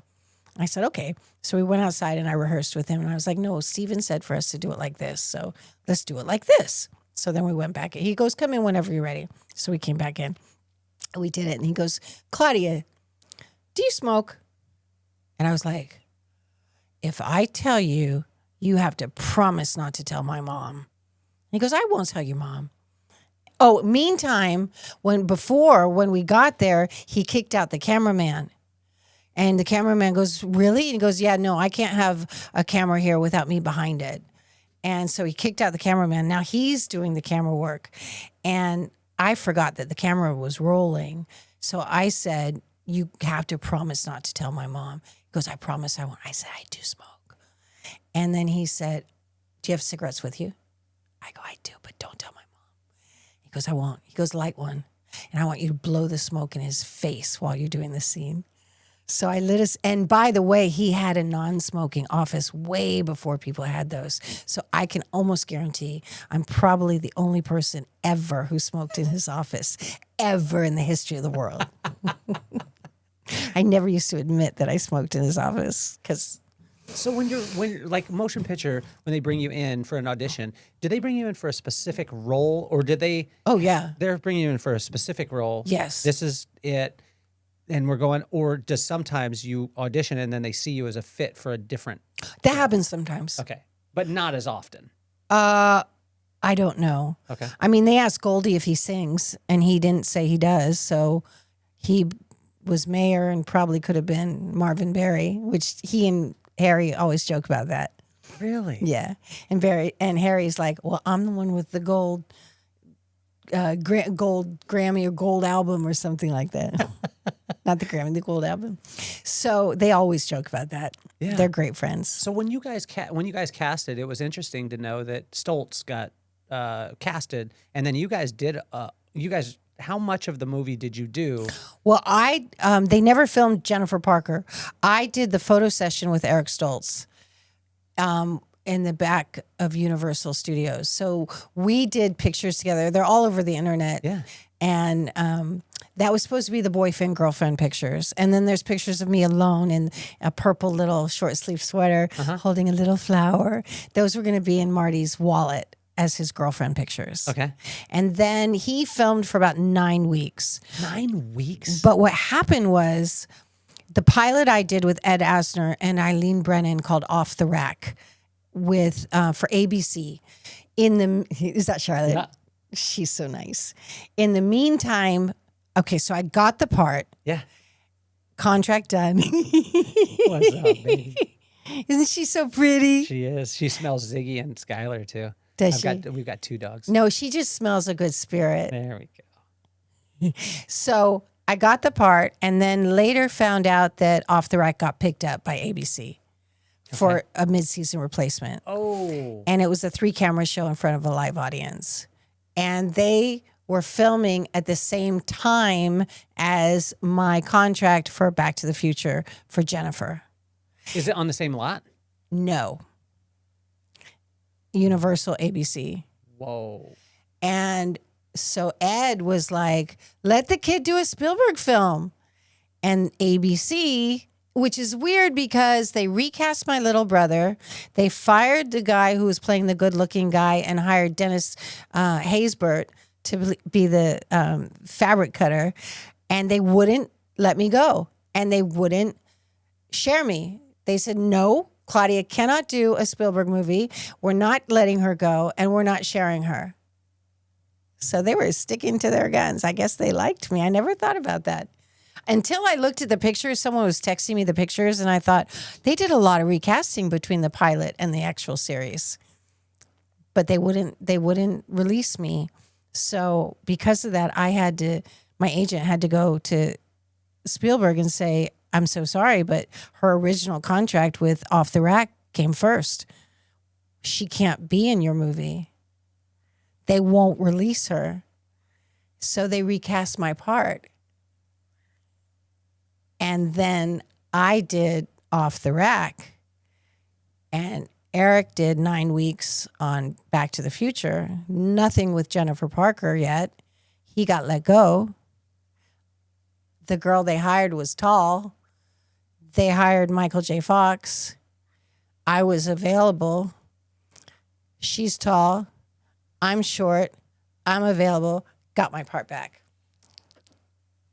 Why did they, after 9 weeks of filming, why did they step away from Stoltz? They felt like he was too serious. They wanted something lighter, a little more humorous. Well, I couldn't even imagine it. I remember I was watching a documentary, and they said that, and I was like, there's no other person on earth except Michael.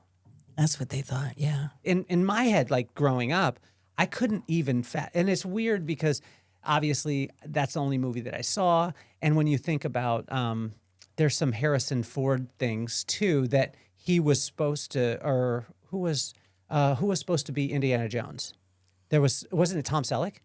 I don't know. I'm almost positive that Tom Selleck was supposed to be Indiana Jones. So many stars were supposed to be like different that, things. and I was like, that doesn't even make any sense because Charlie Sheen was originally supposed to be the star of The Karate Kid, but he was already booked on a small feature that was starring him and George Clooney and someone else, tiny little movie somewhere.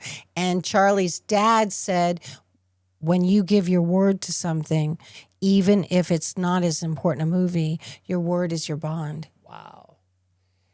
I mean, did you have any idea, because you were friends with Eric, did you have any idea that wouldn't be a fit when he got the part? Never occurred to me. Okay. So then, I didn't even know this.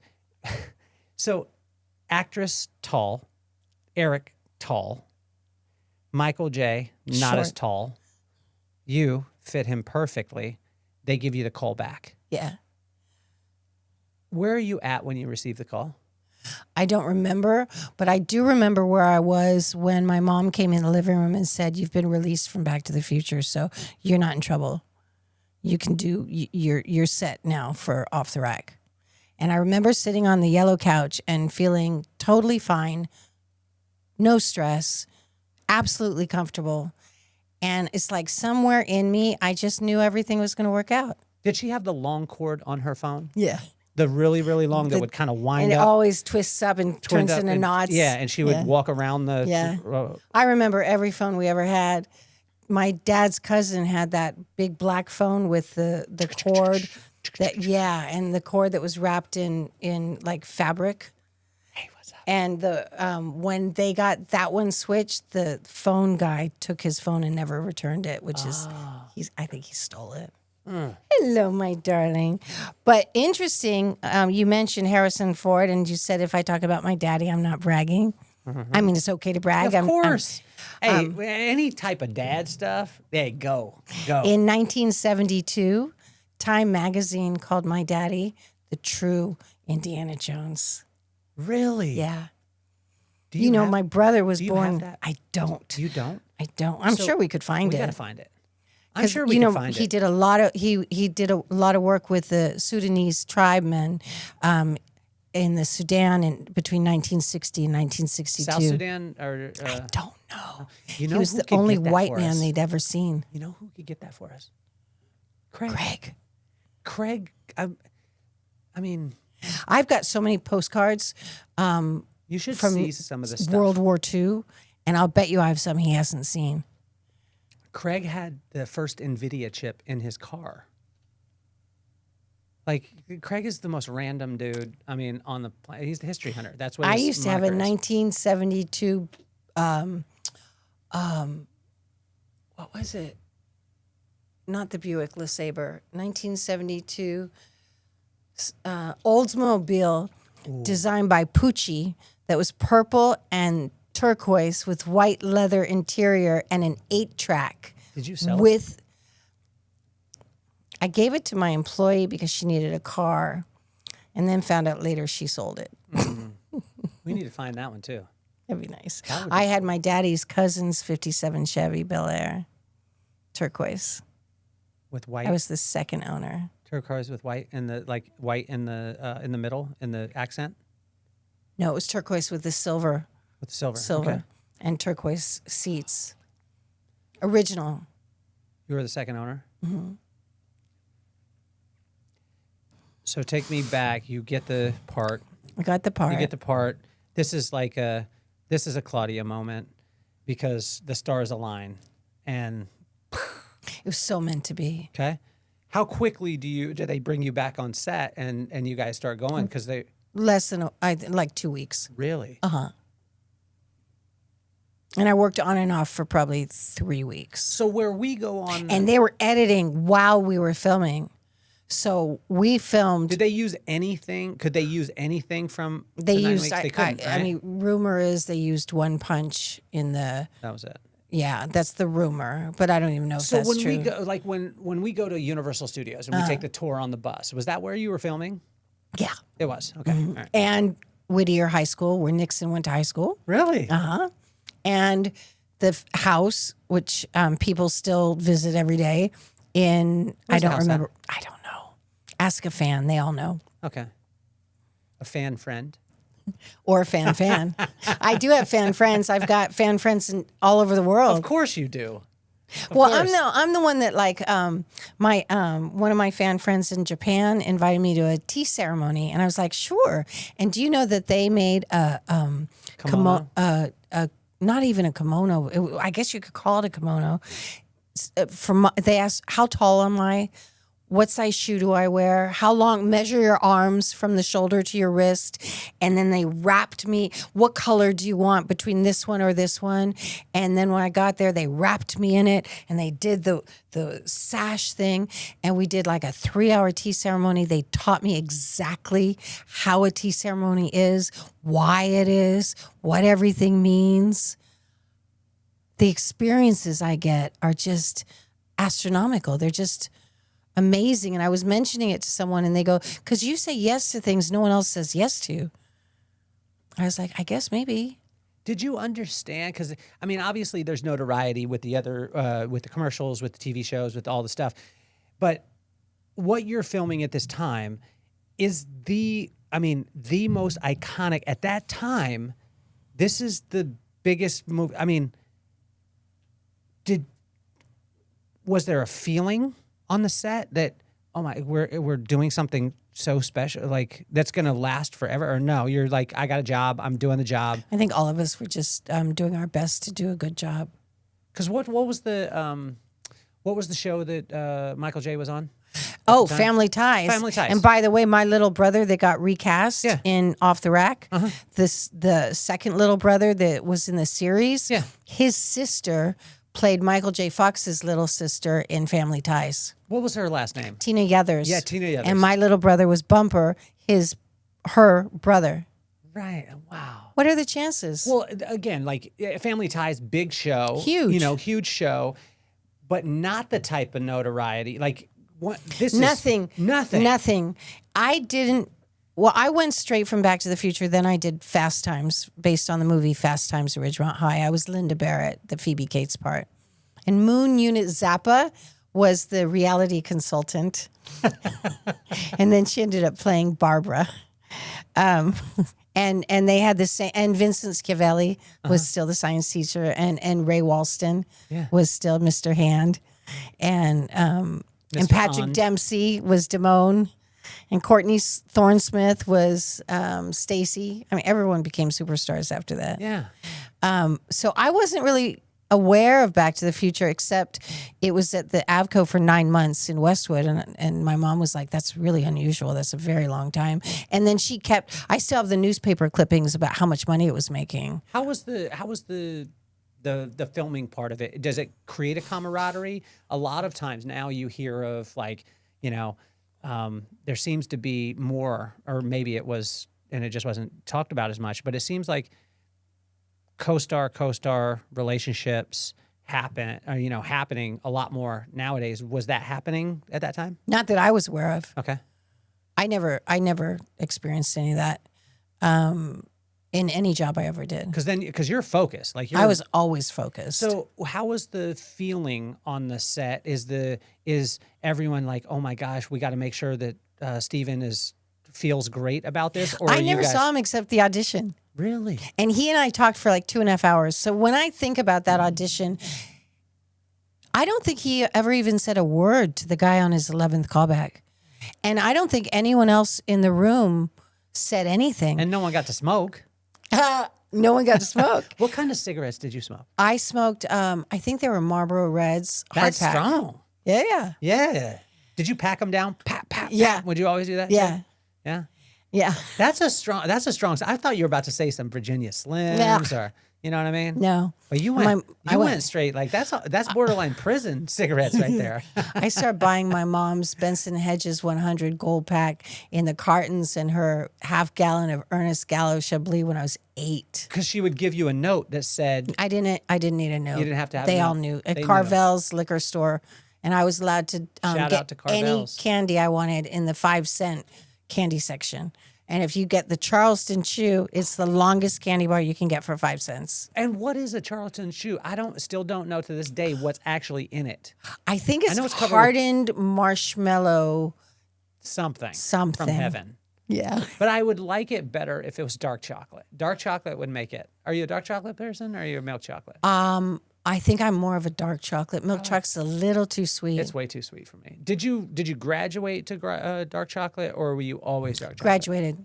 Okay. Though my daddy was always dark chocolate. Yeah, dark chocolate. Dark chocolate's like a dad thing.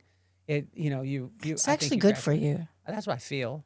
That's why. It's good for you. It's tell- healthy. Well, I tell my wife that all the time. I'm like, look, but she's like, not when you dip it in peanut Wife butter. is yeah, no. Well, Maybe. kinda. Yeah. Peanut butter's protein, Yeah. There we go. and the brain needs fat and oil. That's what I feel. See, I'm trying to work it out. Mhm. Trying to work Hair it out. needs oil. But it all. That's why I do it. I do it for my country.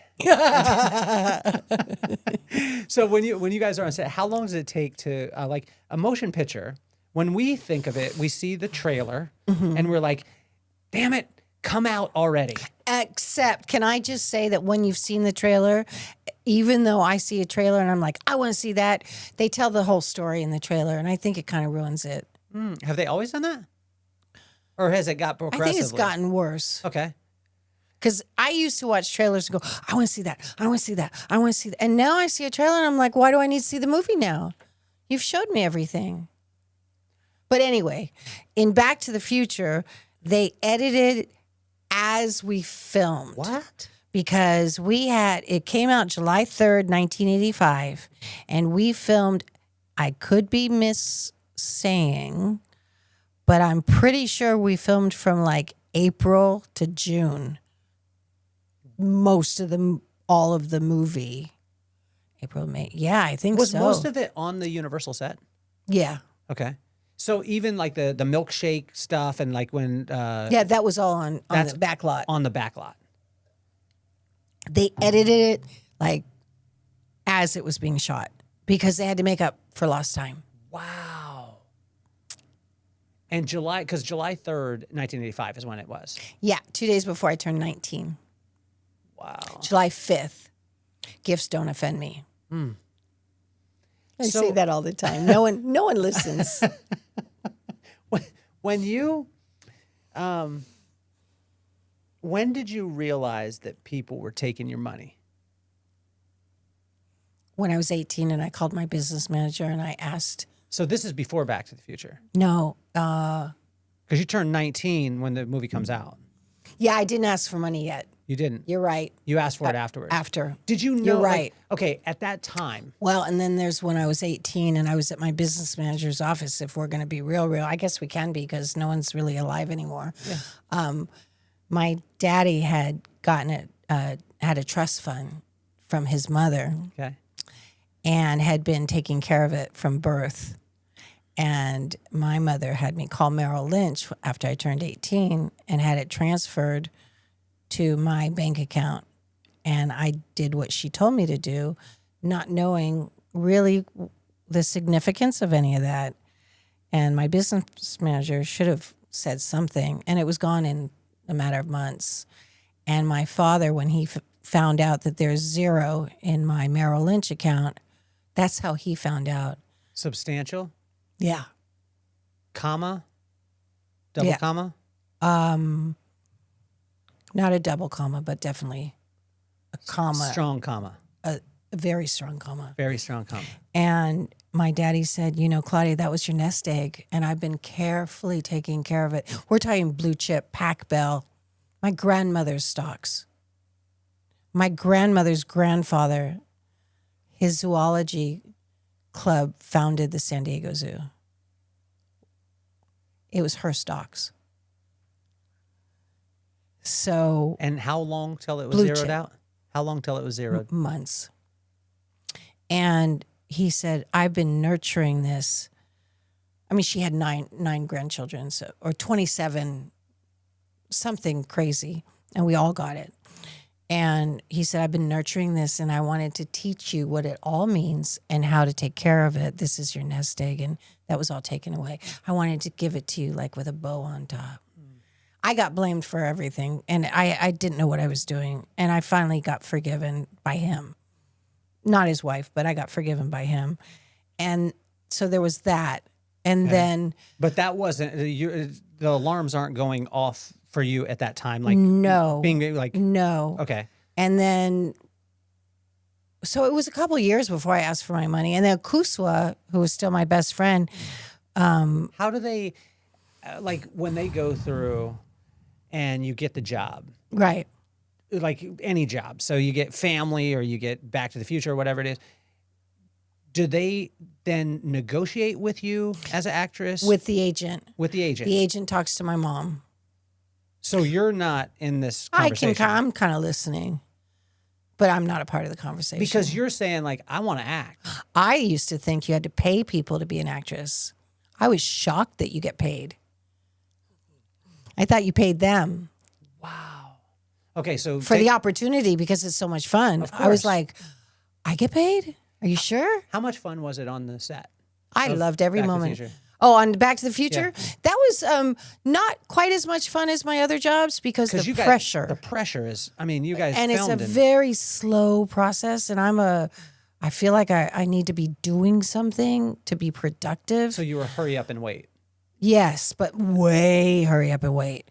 And on set, like TV, you do 10 pages in a day, 15 pages in a day, unless it's a banker's job, which would be the 3-camera show where you're just hanging out eating bagels for 4 days. And then you do a live show in front of an audience on Friday.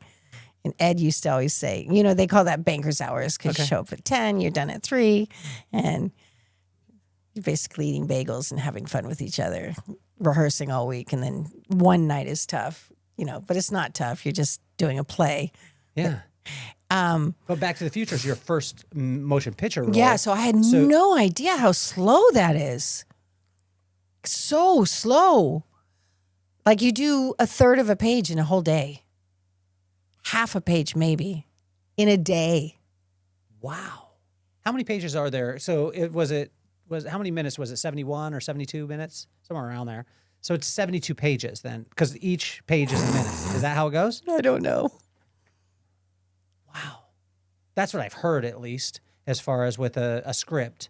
When you look at it, It had to be more than 72 pages, but then you got it. It's always more than 72 pages, but they've also got all the directions and all the scenes and all that stuff in it. So a half a page you would do in a day? Yeah.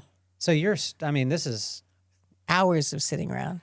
in your mind. Are you saying this is the route that I want to go? I want to stay in motion pictures, or are you during that time? Are you saying I kind of like the TV pace? better. Ah, okay. Plus, I love, I like TV. So right after Back to the Future hits, obviously it's great from the beginning, right? Are they already planning the sequel right away? Well, they sent me a bunch of copies of the Jennifer Parker in the wallet pictures, like like it looked like school pictures with the grading in between, and then got the 3 here and the bigger one here. And Bob sent me a letter saying you probably want to hold on to these in case we need them for the sequel. So there was that. But in between that stuff, so you go to Fast Bob Times. meaning Bob Gale. Yeah, so you go to Fast Times right away? Right. Well, we turned it down like 3 or 4 times. And then my agent called me. I don't know how she found me. I was at a restaurant having lunch, and the maitre d' came over and said, "Are you Miss Claudia Wells?" "Yeah." "Your agent's on the phone." I'm like, okay. Did they bring a long cord? No, they corded had me phone? go Oh, over okay. there. I wish that they would And have. it was Tony Howard, who now is my agent at William Morris. So all things come together. Wow. Yeah, because I changed agencies a couple times, and my agent at Jack Fields, who I ended up with, died. So I moved to Tony Howard at William Morris. Isn't that crazy? Who cast me when I was 11? Yeah. Now she's my agent. And she said, "Claudia, I've been negotiating with Fast Times." I said, "I thought we turned that down 3 times." She goes, "We did. But then I was negotiating, and I thought I was negotiating for an hour show, but it's 30 minutes. And I got you $15,000 a week and top billing. Go to the audition. It's now you're at the network. And you got to go now." I was like, "I haven't even brushed my hair. I haven't read the script or anything. Go do a cold reading. You know you're good at that." I was like, now? She goes, "Yeah." I said, "Okay, what's the address?" So I went, and it's the network, and there's some pretty girl who's the other girl for Linda Barrett, and then Courtney Thorne-Smith is there, and these different people. And I just finished working with Martin Sheen, and his whole thing is everything about acting is helping the other person. It's all about giving. It's all about making sure you're good. So I was talking with Courtney, we were practicing, and I said, "Courtney, it's just all about what I can do to make you good. And yours is just all about what you can do to make me good. Let's just focus on that when we go in there." And so we went in this huge group of suits, men and women's suits, and we have our 2 chairs there. And I was doing cold reading, and I flubbed a line, but I did something funny, and everyone laughed. And then we went back out, and I think they had me go in with someone else. I thought, "Oh, good. I'm the Diane Franklin of this one," because they're having me go in with different people. I'm in the elevator, done, leaving, and there's a woman in there, and she goes, "You did a really good job." She was one of the suits. I said, "Thanks." She goes, "Don't tell your agent this, because we're never supposed to tell, but you got the part." I was like, cool. I didn't tell. And then I got the call that I got the part. And how long did that one go? And it was 15 a week, but it was like 70 grand for the pilot. Well, we did on the second day of filming, we got picked up for 6 more episodes. And Amy Heckerling was like, "This never happens." And then we did 6 episodes, and that was it. I think we were ahead of our time, because that was 1985. And it was before Friends, and it was before all those shows. It was like 10 years before, or 5 years. By the way, Schwimmer was in the drama department with us. Really? Yeah. So when So was Crispin Glover. Really? What about as far as when you guys are going through? So this is, you went movie back to TV. Did you feel more at home? Yeah. Yeah. And so the 6th happen. What happens next? My mom's dying. And everything goes spot. I didn't work again. I walked away from everything. How'd you find out? Was it cancer? Well, yes. Yeah. So you're on this trajectory. All these things are happening, and then this one, and you feel a sense too of taking care of mom. You've had this. Well, she blamed me for it, which I believed because earlier she said to me, "Look at these bumps on my neck," and she had these nodules on her neck. And then it was a few years later that she was diagnosed with. She felt a lump. And they didn't even test it. They just said she needed a lumpectomy. So Friday, she goes to the doctor for the lump. Monday, she's in surgery. They do the lumpectomy, and they discover when they do the lumpectomy that she's got nodes that they said is lymphoma 4th stage. So breast cancer and nodes, if she even had breast cancer, Cedars-Sinai would never give the free section to, if she even had it, and it wasn't just a floating lymph node. So then she has to do radiation, and then she has to deal with the lymphoma. But I didn't make her go to the doctor when she showed me the nodes. So that would have been 1st stage lymphoma. This is 2nd, then 3rd, then 4th. Are you supporting the two of you at this time? Because I didn't realize I'd always supported us. What? No, because that's one of the things the business manager said to me. Don't you remember every time you go to dinner and your mom signs a credit card? That was your name on the credit card. I said, well, why was I? So I said, thank you for dinner all those times, but I was paying for it every time? From what age? Ever. 14. And then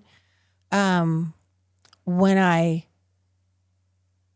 got in big trouble a few years later when I changed the address of where my residuals were going to.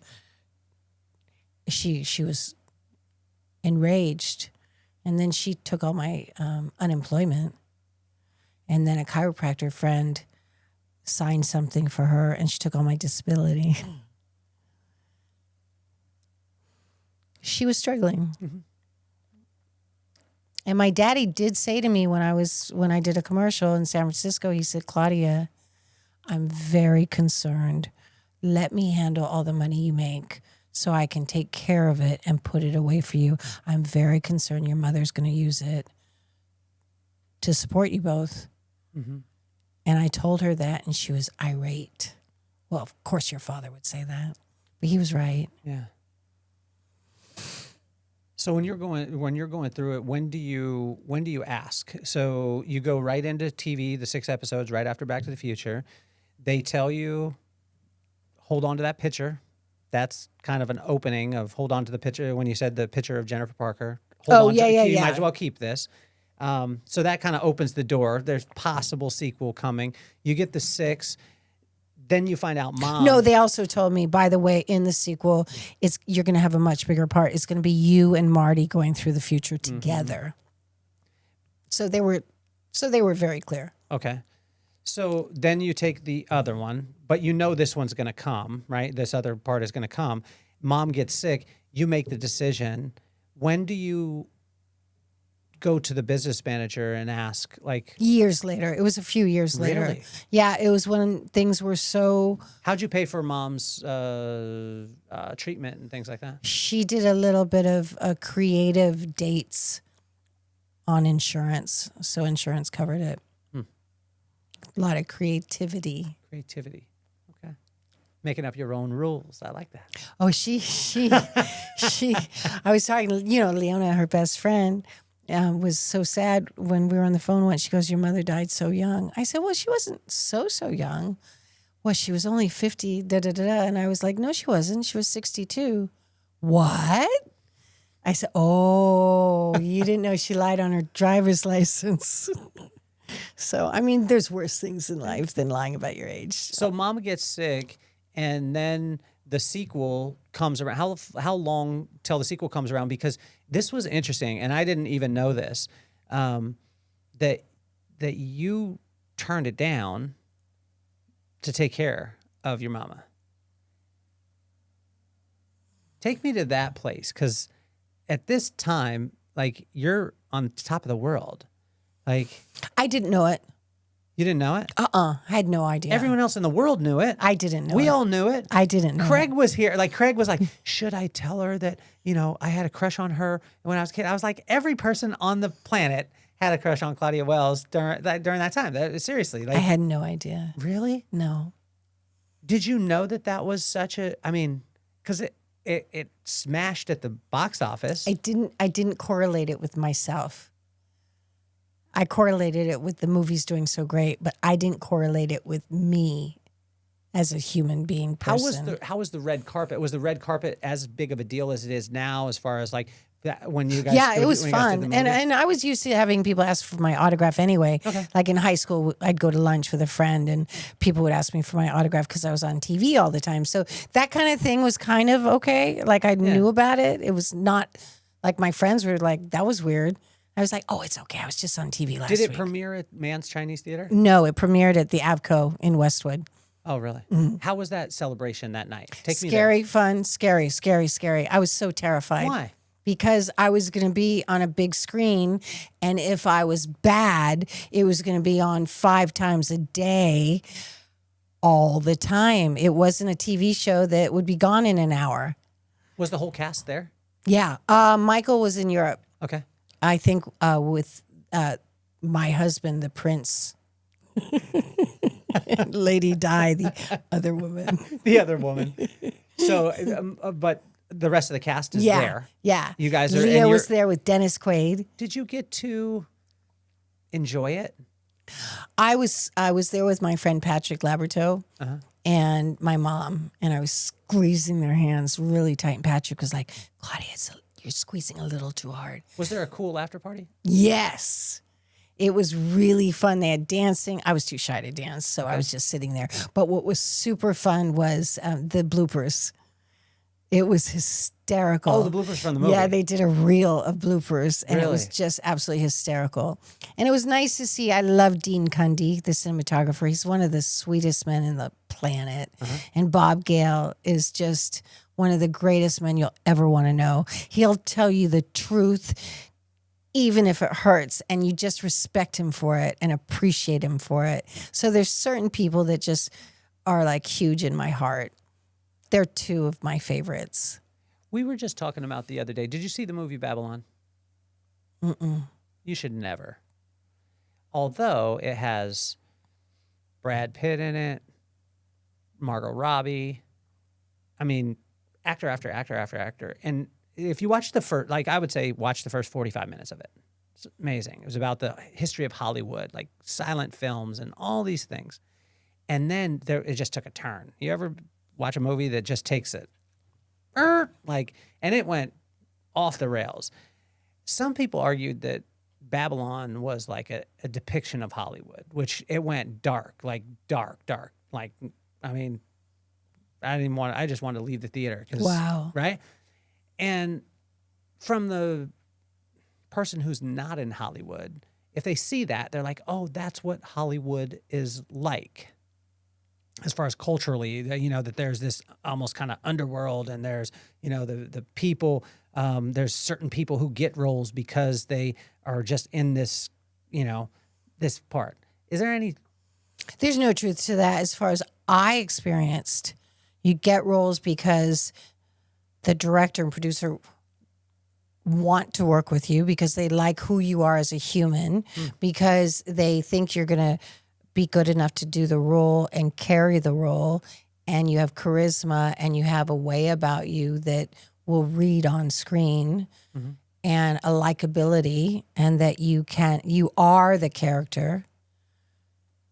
I don't believe in the casting couch or any of that, because they're not going to put millions of dollars based on someone who slept with someone. That just doesn't make sense.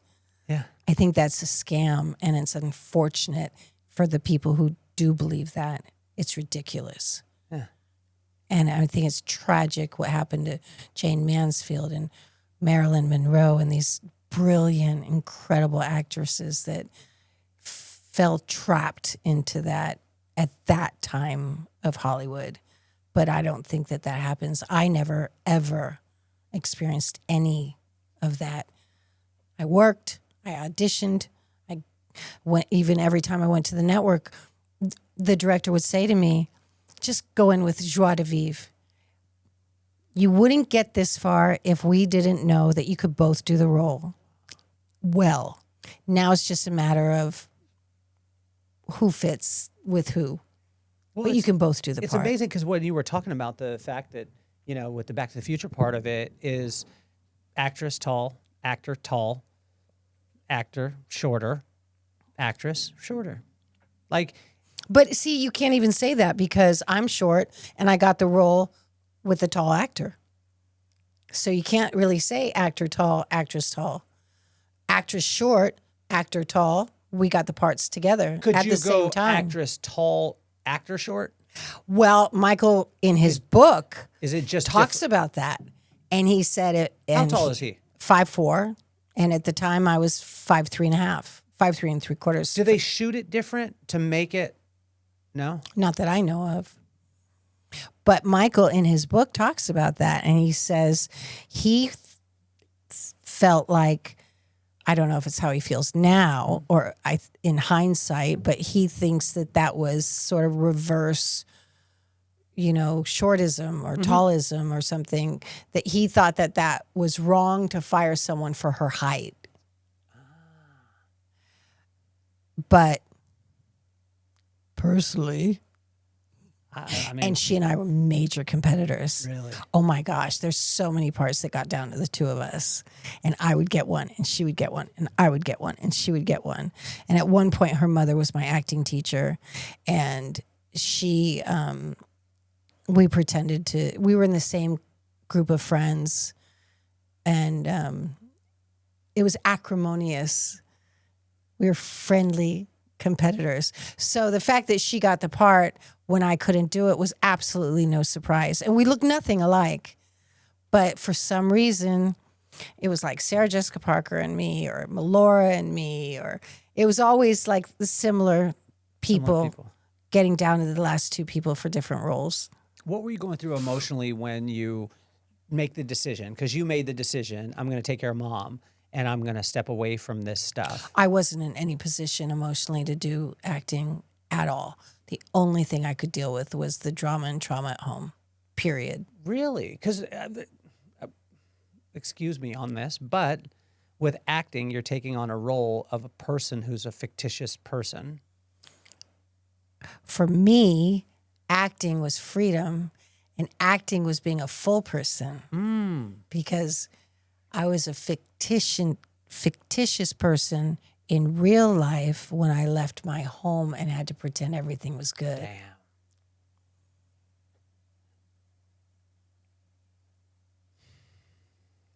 I was a real person when I was acting because I could really express myself whole and full. Did you find that was a freedom and almost an escape from the...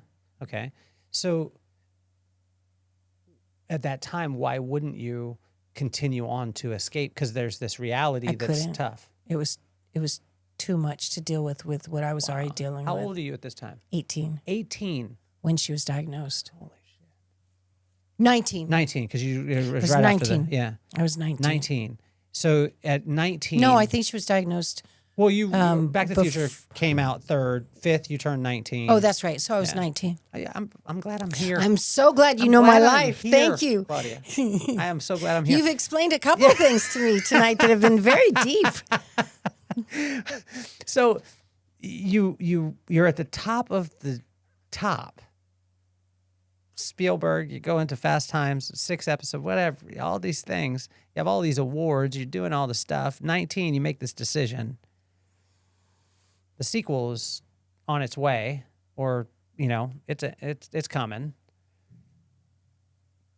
What else are you going through as far as, are you just focused on Mom? Like you're just focused? Well, there? I'd had a very bad car crash. I almost Head on died. T-bone? Head on into the cement center divider of the 101. I was dating a wonderful man named John Davis, Okay. who's father Marvin Davis. Dynasty was based on his family. They owned the 20th Century Fox. So this is the billionaire John that you're. Isn't that crazy? We met on a blind date. Really? Tony Howard's sister, Wendy Goldberg, Leonard's wife, was throwing a party for the Prince of Belgium at the Bistro Gardens in Beverly Hills. I love this because you say it like a Claudia story. There should be a whole side of just Claudia stories. Like, and I can't wait for you to watch back or listen back to this because it's like you're just taking me down. You're like, oh, and we went. Then okay, so keep going, keep it coming. So Tony called me and said, I'm setting you up on a blind date for my sister's party for the Prince of Belgium at the Bistro Gardens. And I was like, oh, okay. And then it was supposed to be with someone with a very famous last name in the hierarchy of Hollywood wealth and stature and all that good stuff. And then I got a call the day before. No, we've changed our mind. You're going with a very nice man named John Davis. His father owns 20th Century Fox. And they bought the Beverly Hills Hotel while we were dating. And I said, oh, okay. So be ready. He'll pick you up at 8. I was like, okay. But they didn't explain all what you just said. They just said John Davis. Or did they say all the rest of it? No, I think they just said John Davis. Okay. All right. No, I think they might have said, but I didn't. You don't care. You're Claudia Wells. Like, yeah, none of that really phases me. Yeah. So it hasn't already all the way up to this. I mean, so he picked me up. You were going to marry Prince Charles anyway, so right. You know. So or if Plassie wanted to marry me, sweet Plassie, we're still great friends. Really? I just WhatsApped him the other day. Really? Yeah, our picture popped up. Where does he live now? Rome. I don't need the street address, Rome. but he's in Rome. Okay. Yeah, and Placido is in Barcelona. Okay. With a pillow that I needle pointed for him that says Placido. And so John Davis. Okay, so he picked me up and we went to the bistro and he was so nice and so sweet and we danced and he gave me a bite of dessert and dark chocolate with peanut butter on it. No, it was something yummy. I thought, okay, I'll cheat on my diet and have a bite. And then he brought me to his parents' house after and it was this grand, beautiful mansion. Is this in Bel Air? No, it was on Schuyler in Beverly Hills. Okay. In the hills. Mm-hmm. Magnificent. But Schuyler near Mulholland or no? Yeah, it's not too far from Mulholland. Okay, got it. But you know, the whole gate and the drive up and I couldn't even begin to describe how magnificent this house was. But funny story, I wasn't impressed or even enthralled or like, oh, because it didn't surprise me because that's how I always expected I'd, be as an adult. So we just enjoyed ourselves in the red room. Okay. And had fun. And then he invited me to go out the next night with him and his best friend, Arnold Schwarzenegger, and Arnold's girlfriend, Maria Shriver. And I said, okay. And then he took me home and dropped me off.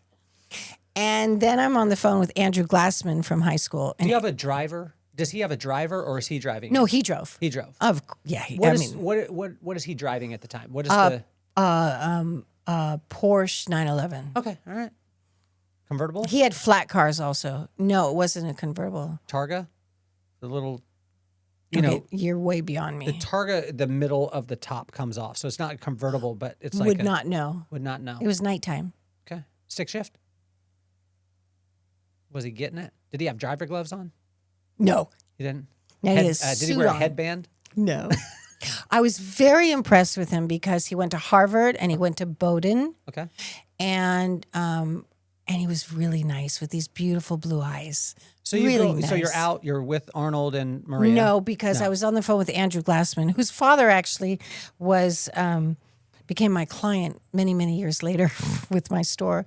And Andrew said, you can't be seeing him on a Friday night and then be available on Saturday night. I was like, why? He goes, you're too available. You got to pretend you're busy. I said, why do I have to pretend I'm busy? He said, because you just do. It's a thing. I was like, really? So he called the next day and he said, so are you ready for tonight? And I said, I looked at my calendar and I didn't realize that I'm booked. You were washing your hair. No, I didn't say that. He said, oh, I was looking forward to seeing you tonight. I said, I'm sorry. He goes, how about next weekend? I said, I can do next weekend. And so I stayed home because I lied. And then, do you know, a year or two later, he said, did you lie that night about being busy? And I lied again. How long did you keep up this lie? I never told the truth about that. Till now? Yes. So what is that? A long time. That's a couple years. Long That's time. why we have exclusives here. That's what it is. So he was 32 and I was 19. Oh, hey. I didn't notice any difference. I Okay. really felt with him so happy and comfortable. He felt happy too. Oh yeah. I Yeah. felt like I felt like when I wasn't with him, like my arm was missing. Did your dad know? No. Oh, your dad I wasn't would've- close to my dad yet. Yeah, but your dad would have come out the bushes and choked him. My dad was really upset when I was engaged to Regino Diaz Gonzalez in Mexico, who was a billionaire. And my dad was really upset about that because he was right. Where he got his billions you're talking about? Billions. Yeah, where Well- that your dad was My dad was concerned. upset because, well, no, his father owned the national newspaper of Mexico, the Excelsior, Okay. and a bunch of other stuff. But my father he didn't know about John, so he couldn't be upset about John. But when my father was upset with Regino, because when you're a billionaire, if you're not saving countries, and you could be saving all these countries in Africa with your money, but if you're just living with all that money, it makes no sense. mad. Okay. And he was upset. Okay, so he wasn't mad at John because he didn't know He didn't know about about John. But as a dad, I want to tell you, as a girl dad, 13-year difference, I'm choking. You know what I'm saying? Like I'm He and I really got along. okay. And I'm saying from a dad's perspective though. yeah, I I mean, didn't have a dad's perspective. 'Cause- I'm just letting you know yeah. of this, Claudia, is even as nice as he was, he getting a little choking. You know what I'm saying? From a Well, dad. when we went to Palm Springs, during Palm Springs season, we had our own bedrooms next to each other, and he would kiss me goodnight and then go to his room. Okay. When we were in Malibu during Malibu season, the security guard would drive me home at like midnight. I never spent the night. It was still past double digits though. No, it was like midnight. No, midnight is double digits. I'm talking 9:59. My daughter knows. I never slept in his same bed with him Okay. in 2.5 years. But I'm just saying from Not once. But from a dad's perspective, I'm a dad of a girl. Okay. And I'm saying, I'm just hiding in the bushes. He's not going to not be able to breathe ever again, but he's going to miss a couple breaths. You know what I mean? A little choking, and then, I'm here. He behaved in such a way that if you had been there with a shotgun, you couldn't have gotten mad at him. Wow. That's how well behaved he That's was. awesome.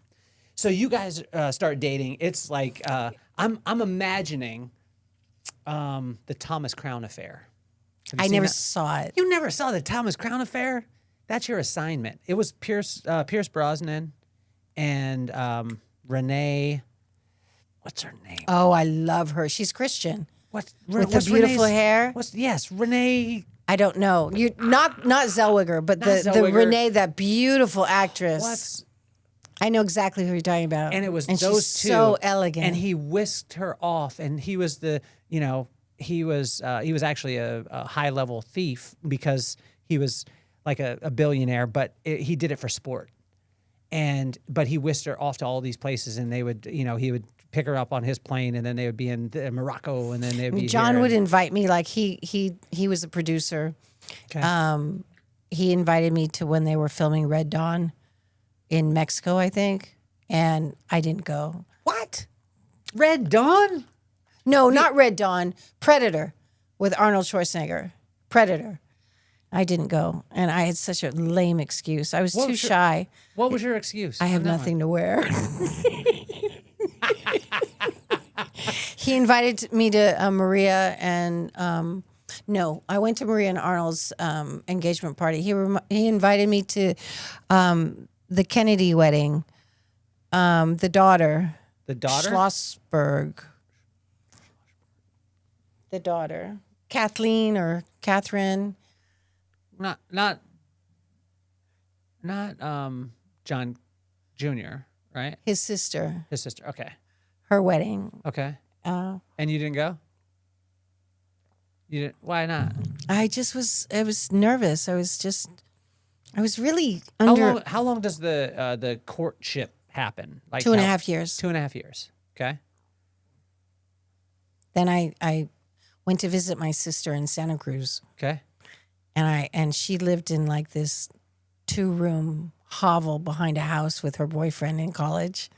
And they had like, you walk outside of their 2 rooms and down this little area, and then they had a bathroom with a switch that you pull for the light. And I was like, oh, maybe this is what love's supposed to be. Not dinner parties with presidents and Clint Eastwood's house and Gregory Peck's house and Jimmy Stewart across from you and Uncle Aaron Spelling. And During this time, are you taking care of mom at this time? When the courtship is happening? during this actually, time? she wasn't dying yet. She wasn't. No, so Okay. it was a little after that. So this was Fast Times. Yeah. Okay, so yeah. during Fast In Times. fact, when I got Fast Times and I went to dinner with Marvin and Barbara Davis and some guy, Marvin said, what are you making on that? I said, I think it's 70 for the pilot and 15 an episode. He goes, now you can take care of my son in the way in which he's accustomed. So when does the car accident happen? Oh, and Arnold Schwartz, Arm and Hammer was at one of the dinners, and we're in the kitchen, and he goes, "You know who that is, right?" I said, "Yeah, you told me, Arm and Hammer." And you know who that is, right? I said, "Doesn't he make baking soda?" I met everybody. Oh, the people. Oh, Sammy Davis Jr., No. Dustin Hoffman. I'm not Dustin Hoffman. Dudley Moore, Elizabeth Taylor. When this stuff is happening, is there any reaction from Claudia, or is Claudia just Claudia, and you're I'm like, just, okay, I'm that's just me. boom. There Walter we go. Matthau, he would say to me, "Did you take your ugly pills today?" And I was like, "That's what my grandfather used to say. Is that a compliment?" He goes, "Yes, it means you're pretty." I'm like, "You're kidding me." And he taught me how to gamble. And yeah, no, I was just me meeting people and having fun. In fact, the first dinner party I went to With John. with John. It was always at his parents' house. Okay. And then one week the Spellings would be there, Aaron and Candy Spelling, and then the following week would be the Goldbergs, because they were at war with each other. They used to be partners in all those ABC shows, but then they became at war, so they were never at the same dinner party. And at one of them, my mom discovered resale. That's where I first learned about resale. You took your mom to the parties? No. No, but she wrote about them in her little file things. Wow. The table and who was She there. was J. Edgar Hoover on you. She was. Yeah. John found that once. Really? Mm-hmm. So you and John, the courtship continues on. Do you guys get married? No. No. But I know exactly when I fell in love with him. I remember where we were and what we were talking about. And had I stayed in LA, that Candy. So you went and did the light, and then you were like, I'm out. I just stayed in Santa Cruz for about 6 months. And did John know you? Because you. John was like, "When are you coming home?" But you guys were good. You and John Yeah, are good. we were good. You go up there. You click the light. This is love. And I also want to get away from my mom. Ah. It was just. But John has the means to be able to fly up when he wants to. He can still take you to. he's working every day. Okay, got it. John is not a man who sits on his laurels. He was reading scripts all weekend. Mm-hmm. He wanted me to star in 3 O'Clock High, his first movie, but I didn't want to be the producer's girlfriend. He was a solid man. He handled his family's finances. He was a good man. He's a straight up solid good human being on every level. He didn't rest on any laurels of family anything. He worked hard, and he still works hard. I mean, I see his name on all these different movies and shows and everything. I was with him when he was just starting. When did you get in the car accident? While I was with John. Really? Was he driving? No. Were you driving? Yeah. Okay. I was And what driving. happens? I was on my way to an audition I didn't want to go to. Were you smoking Marlboro Reds? No. In the car? No. You have driving gloves on? No. No. I was in my car, my first car, Honda car? Accord LX that I bought. Yes. 2-door or 4-door? 4-door. Automatic? Thank God. Yes. What color? Grayish blue. What year? It was the year I bought it. It was brand new. So I was doing off the rack. So I was 17. So it was 66, 76. 83. Okay, 83. That's a cool car. It was a good car. That's a cool So I'm car. driving on the 101 and a car in front of me stopped suddenly and I put the brakes on. I was going like 55 or 60. Did you stop short with John? Did I what? You know what stopping short is? Uh-uh. When you put your arm out and try and hold him No, back. I was all by myself. But I always do that when I'm driving with someone else. Do you think it's going to My do mother anything? did that. No, but my mom always It's did just a that. reaction. Yeah, it's just a like I There was a love you. whole episode of Seinfeld There was? that was called Stopping Short. And it was all about stopping short. That was stopping short. I thought my mom invented that. I thought she did too. I thought my mom invented my wife does it to me all the time. And I'm like, first of all, you don't wear a seatbelt. My wife doesn't wear a seatbelt. Oh, I wasn't wearing a seatbelt either. Well, back in the day though, like it was optional. My mom got a lawyer and they sued the Honda people and the lawyer found the car that had been totaled. She got some money out of it. Wow. Okay. Apparently the seatbelt was broken. So a guy slams on his brakes. You hit him. No, No, you swerve out of the way. no, kind of. I put Well, which one is it? kind of the second one. So I pushed on the brakes and my car starts spinning. And I remembered there's a rule about spinning and steering wheel, and brakes. Something about brakes and steering wheel, but I couldn't remember what it was. So I let go of the steering wheel and I just thought, I guess I'm just going to die. So when I let go of the steering wheel, because I couldn't remember what the rule was, my car at 60 miles an hour or 55 hit the cement center divider head on. So my head broke the windshield, my nose right here broke the rear view mirror, and it actually unbolted and they found it in the back seat. And I bit through my chin down to the bone against the steering wheel. But then my car spun from the impact and accordioned backwards on the cement center divider and now is facing oncoming traffic. Is this on the 101? Mm. Where? What exit? Do you remember?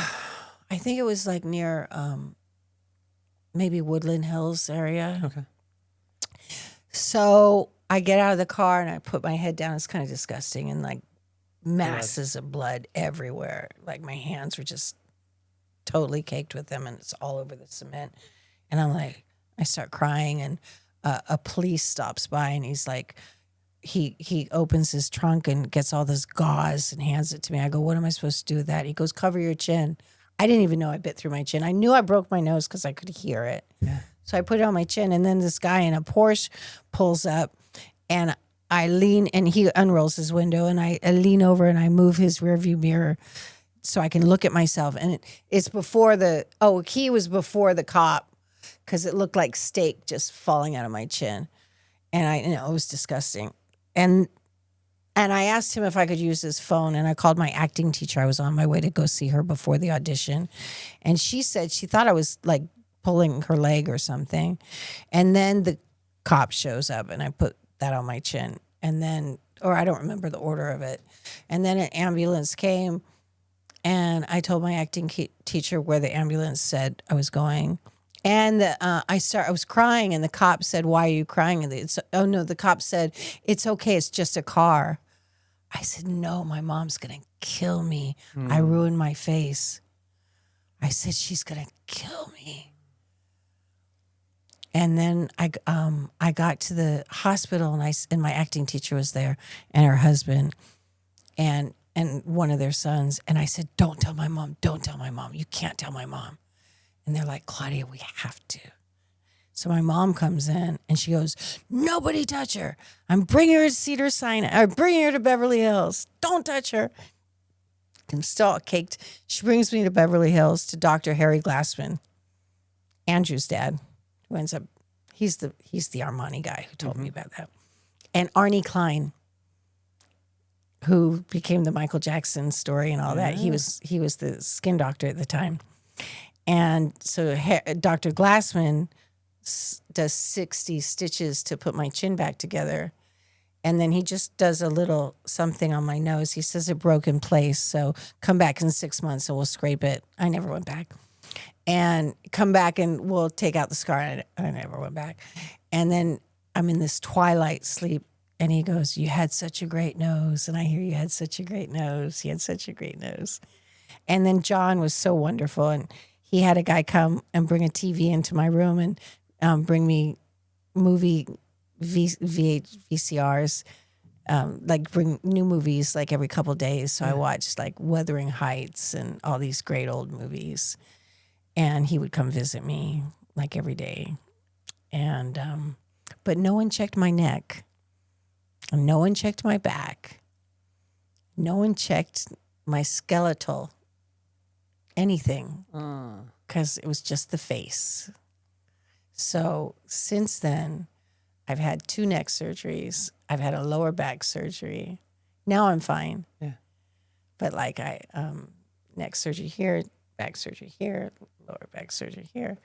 Because no one, the neurosurgeon said, I don't understand. Why is your cervical spine like an 80-year-old? I said, oh, you know what? Maybe it's from that car crash I had. He goes, it has to be because I've never seen anything like this in someone your age. And I was like, oh, you know what? They just cared about my face. So there was that. Yeah. And so when that happens, how far are you into the relationship with John?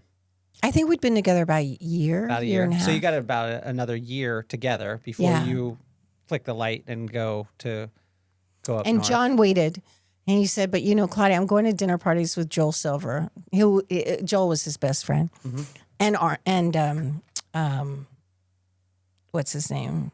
Arnold, who's so funny. My first time I met him, he's eating Napoleon. We watched The Body, which became Stand By Me in the studio behind, or in the movie theater behind the house. And he's eating Napoleon. He goes, I think there's something wrong with this. Claudia, smell this. And he leans across the table and I smell it. He smashes my face. I'm like, you know what? He was very funny. They were all funny. Maria Shriver would answer the phone like a housekeeper for years. So her parents wouldn't know she was living with Arnold. Really? Before they got married. So when you go up north, you said John still waits for you. Yeah, he waited for me. He was going out because there's dinner parties every Thursday night. There's premieres. Okay. There's events. I mean, it's a social world. And they bought the Beverly Hills Hotel, and then Marvin's going to end up buying the restaurant in Beverly Hills that becomes a big deal. And there's a lot of stuff going on. Yeah. And so, but you're away for 6 months. Yeah. So then when you come after back- 2 months, he said, Claudia, I'm going to give you 6 months. But if you can't come back in 6 months, I'm going to have to start dating. And I didn't come back in 6 months. And he started dating a Ralph Lauren model, and he married her. And I came back a little bit after that. And when you came back to LA, what happens then? Went back to my mom. You did, okay. So because is mom diagnosed at this time? Nope, she got diagnosed after that. Okay. So once she gets diagnosed, everything, like, all bets are off. You're just focused in on her. How am I going to fix it? How am I going to fix her? Okay. What Are am I you gonna thinking do? about like how you're going to be able to support it too? Because you were I was panicked. panicked. Is this when you started asking about the money? I did ask about the money. Where's my money? I said, And what does the dude say? He said, you don't have any. I said, what do you mean I don't have it? I said, how much did I earn? He goes, about $500,000, $750,000. And in the 80s, time, that was a lot. That'd be like what, $5 million now? somewhere around there, yeah. And I said, well, where is it? He goes, it was all spent. On what? Rent, living, restaurants. And all my friends had property. Like everyone I knew who was acting at the time, you know, they bought ranches. They bought, not everyone, but a lot of people bought real estate. Not everyone. They were making what I was making or less. And I said, well, what about the Jackie Coogan law? What is that? It's 30% of all your earnings go into a savings account. So when you're 18, you have some of your money. It's a law based on Jackie Coogan, whose parents spent all his money, whose grandson is Keith Coogan, who's from Adventures in Babysitting. He's the one who told me, oh, I wish you had gotten the part. And he's the one who said, did you know it was between you and Elizabeth and Phoebe Cates? And I was like, really? He goes, yeah. It's like, oh, okay. So I said, what about the Jackie Coogan law? He goes, no one really follows that. No one checks that. I said, so nothing. He goes, no. He goes, think about it. 5% to your business manager, 10% to your agent, 5% to your lawyer, 15% to your manager, which was my mother. Then you got taxes. There's not much left. I was like, okay. So in your head, are you thinking, I need to go and do more of this thing that, I mean... I didn't know what, I was just flummogled. I just was panicked. And then... Because as far as earning wise, like in your head, I mean, it's not like you I was also still getting residuals. So, yeah, but you never really had a normal job. You didn't have like, you get paid $5 an hour. No. You had lopsided income where it was like, I do this project, I get this.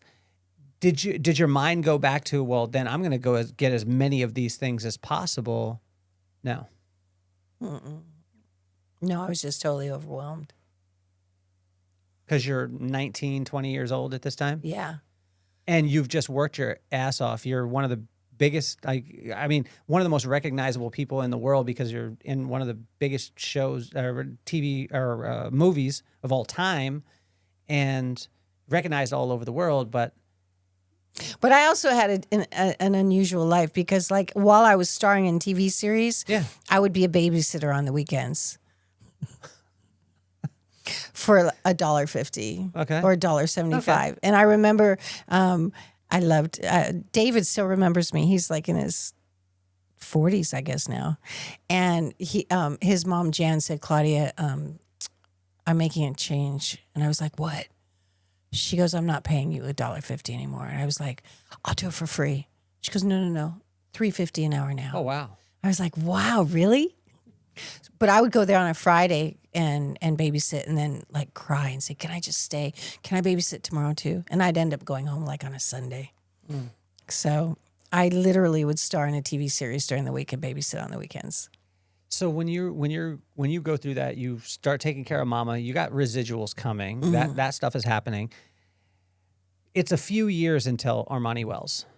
Many years. Well, it felt like, I mean, because you're 20, 21 at the time. Armani Wells doesn't come till you're 27, right? I was 25. 25. But it felt like a lifetime. Yeah. I mean, it felt like decades. How quickly are you starting to put together the fact that the relationships that you made and the people that you met are actually more valuable than any salary you could ever had? Because the exposure, right, almost leads right into with Armani Wells because you that never occurred to me. It never did? No. Because you have access that most people don't have. Like the fact that you speak about, and I love it with you because it's not a name dropping things, anything. It's just reality. But I say I was just talking with one of my buddies today, and he happens to own one of the largest franchises in his industry, and but he's been a friend for a long period of time, and I asked him what he's doing today. He's going to hang out with a woman who, in that space, she's the biggest name, and in the podcasting space, she's massive, but to him, it's just his buddy's wife. The conversations in those places that happen are worth more than any amount of money you could make. But so that wasn't registering to you? It never has. Well, because the fact that, I mean, say some of the people that you dress, and you don't have to say all the people that you dress, but the people that you take care of now, you have access that other people don't have access to. That's what everyone says. Yeah. Those I mean, are- it was so funny when I'd start negotiating with customers and I'd think, y'all own a studio I used to audition for, and now I'm negotiating with you and you're my guys. So that kind of thing is interesting. But Yeah. I was best friends with Eddie Van Halen for like 10 years. And my attorney, my entertainment attorney from when I was younger, we're still friends. And he would say, you should try and go into business with Ed, do some sort of a collaboration with him. And I was like, why? And he said, well, you should make use of that friendship and sort of make something happen from it. And I was like, yeah, I just don't see how that would happen. And he would say, well, Claudia, this is what happens with people in life. And I was like, I don't know. It just doesn't feel right to me. Mm-hmm. So I didn't. Well, but it's amazing because I think that you were talking about who said Armani suit jacket comes this way. George Hamilton. Got it.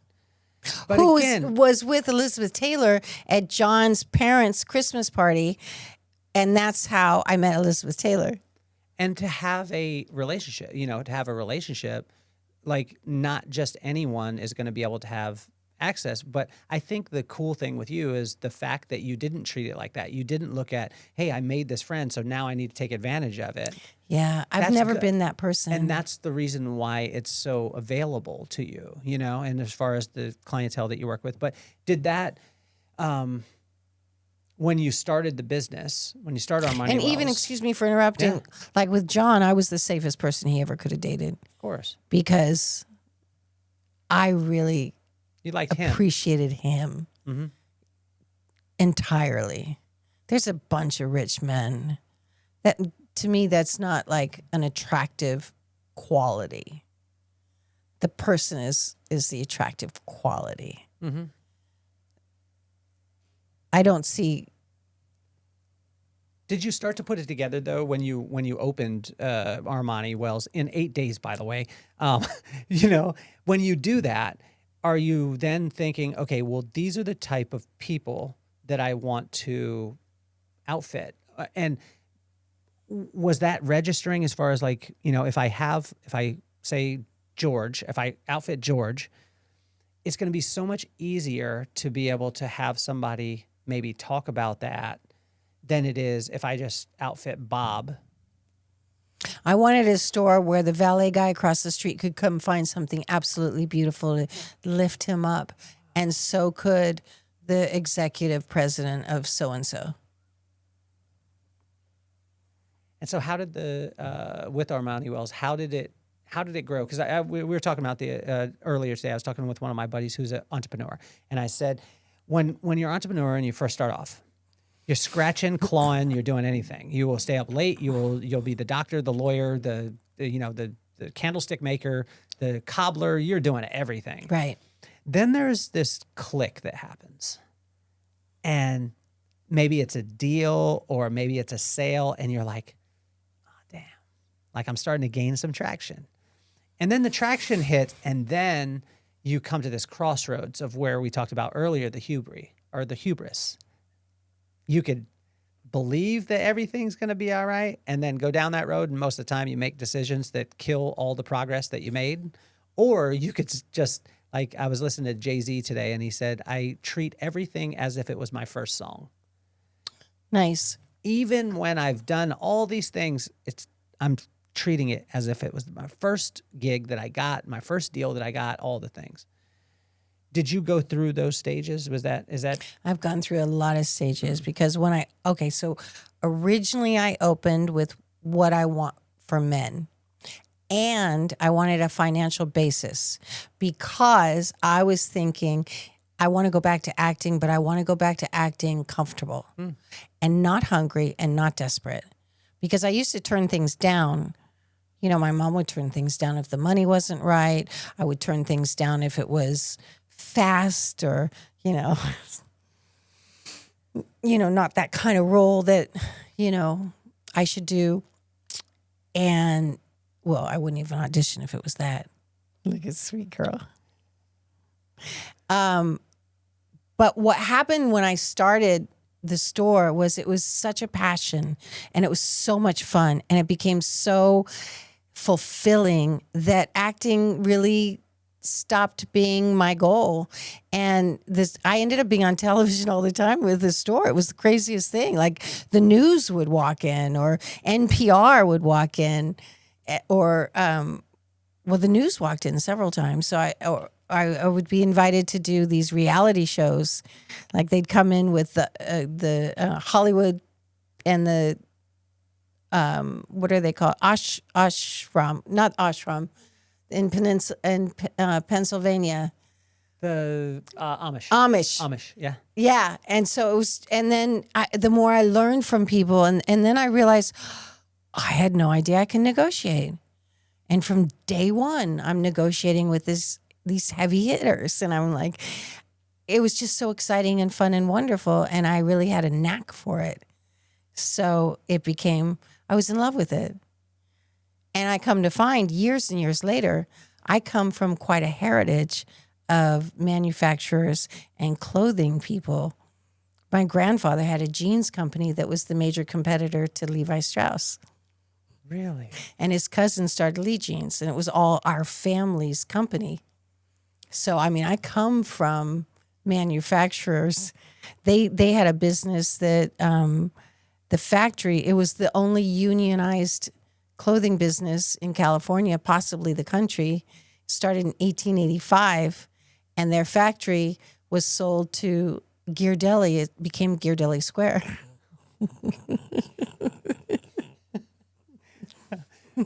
Most of the time what I've found too is when like a business will take not a turn, but it takes on a life that sometimes we didn't intend, right? So sometimes we set out and we're like, this is the way that the business is going to be. And then this little thing happens and it's like, and it's almost this magic happens. And years later, everyone's like, that's what is so great about the business. But as the business owner, we didn't intend for that to happen. It just kind of happened. Were there things like that throughout the progress of your store that? Mine is exactly how I intended it, how I dreamt it to be. Mm-hmm. But what I would say happened during the progress of it is hiccups that I didn't intend. Like what? Like thievery or break-ins or... how'd you deal with your break-ins? You know what? They're going to be thieves, and God saw exactly what they did. And I don't need to be there when God handles it. Yep. I'm going to keep going. That's awesome. How quickly, like the first time you get robbed, how quickly are you back up and running? Very quickly. How quickly? When I'm there at 2 a.m. with the cops, I'm like, come on, try this on. I give discounts to cops and firemen. Yes. I can't, Claudia. I'm on duty and I've got all this. I'm like, okay, here's my card. Give it to everybody. Cops and firemen get discounts. How'd you learn the marketing side? Because I think it's genius, and I love the fact that you can't just show up to your store. It's by appointment only. Mm-hmm. I love this. You know where I experienced it the first time? Have you been to the Marais in France, in Paris? No. So it's I had to ask, was it a comma or a slash? Because it's the Jewish gay neighborhood. And I was like, is it a comma? Is there gay Jewish people, or is it Jewish and gay people, right? But it's the Jewish gay area is the Marais. And when you're walking, I was walking with one of my friends when I was there, and I saw something that was so intriguing because you know the glass that the gas goes into the glass and it turns into a wall, so you can't see through it. Have you seen this before? It's double paned. They have it in H. Lorenzo. I have double paned glass now. Well, it's double paned, but there's a gas in the middle of it, and when the gas reacts, it fogs up the glass, so it becomes a frosted glass. Oh, but it's see through, and then they hit the switch, and it becomes frosted. Cool, super cool. This one was on a timer, so you're walking by, and you see all these amazing, whether it be jeans or fashion, and you're in Paris, it's the best. And you're walking by, and you get to see it, and then and you can't see it anymore. And I'm like, what the That's hell? so clever. There's more. They have this is before Ring cameras, but they have a camera on the door. And my friend had lived there, so she knew this thing. So you go up and you ring the doorbell. They look at you. If they like what you look like, they allow you to shop. And if they don't like you, they don't answer.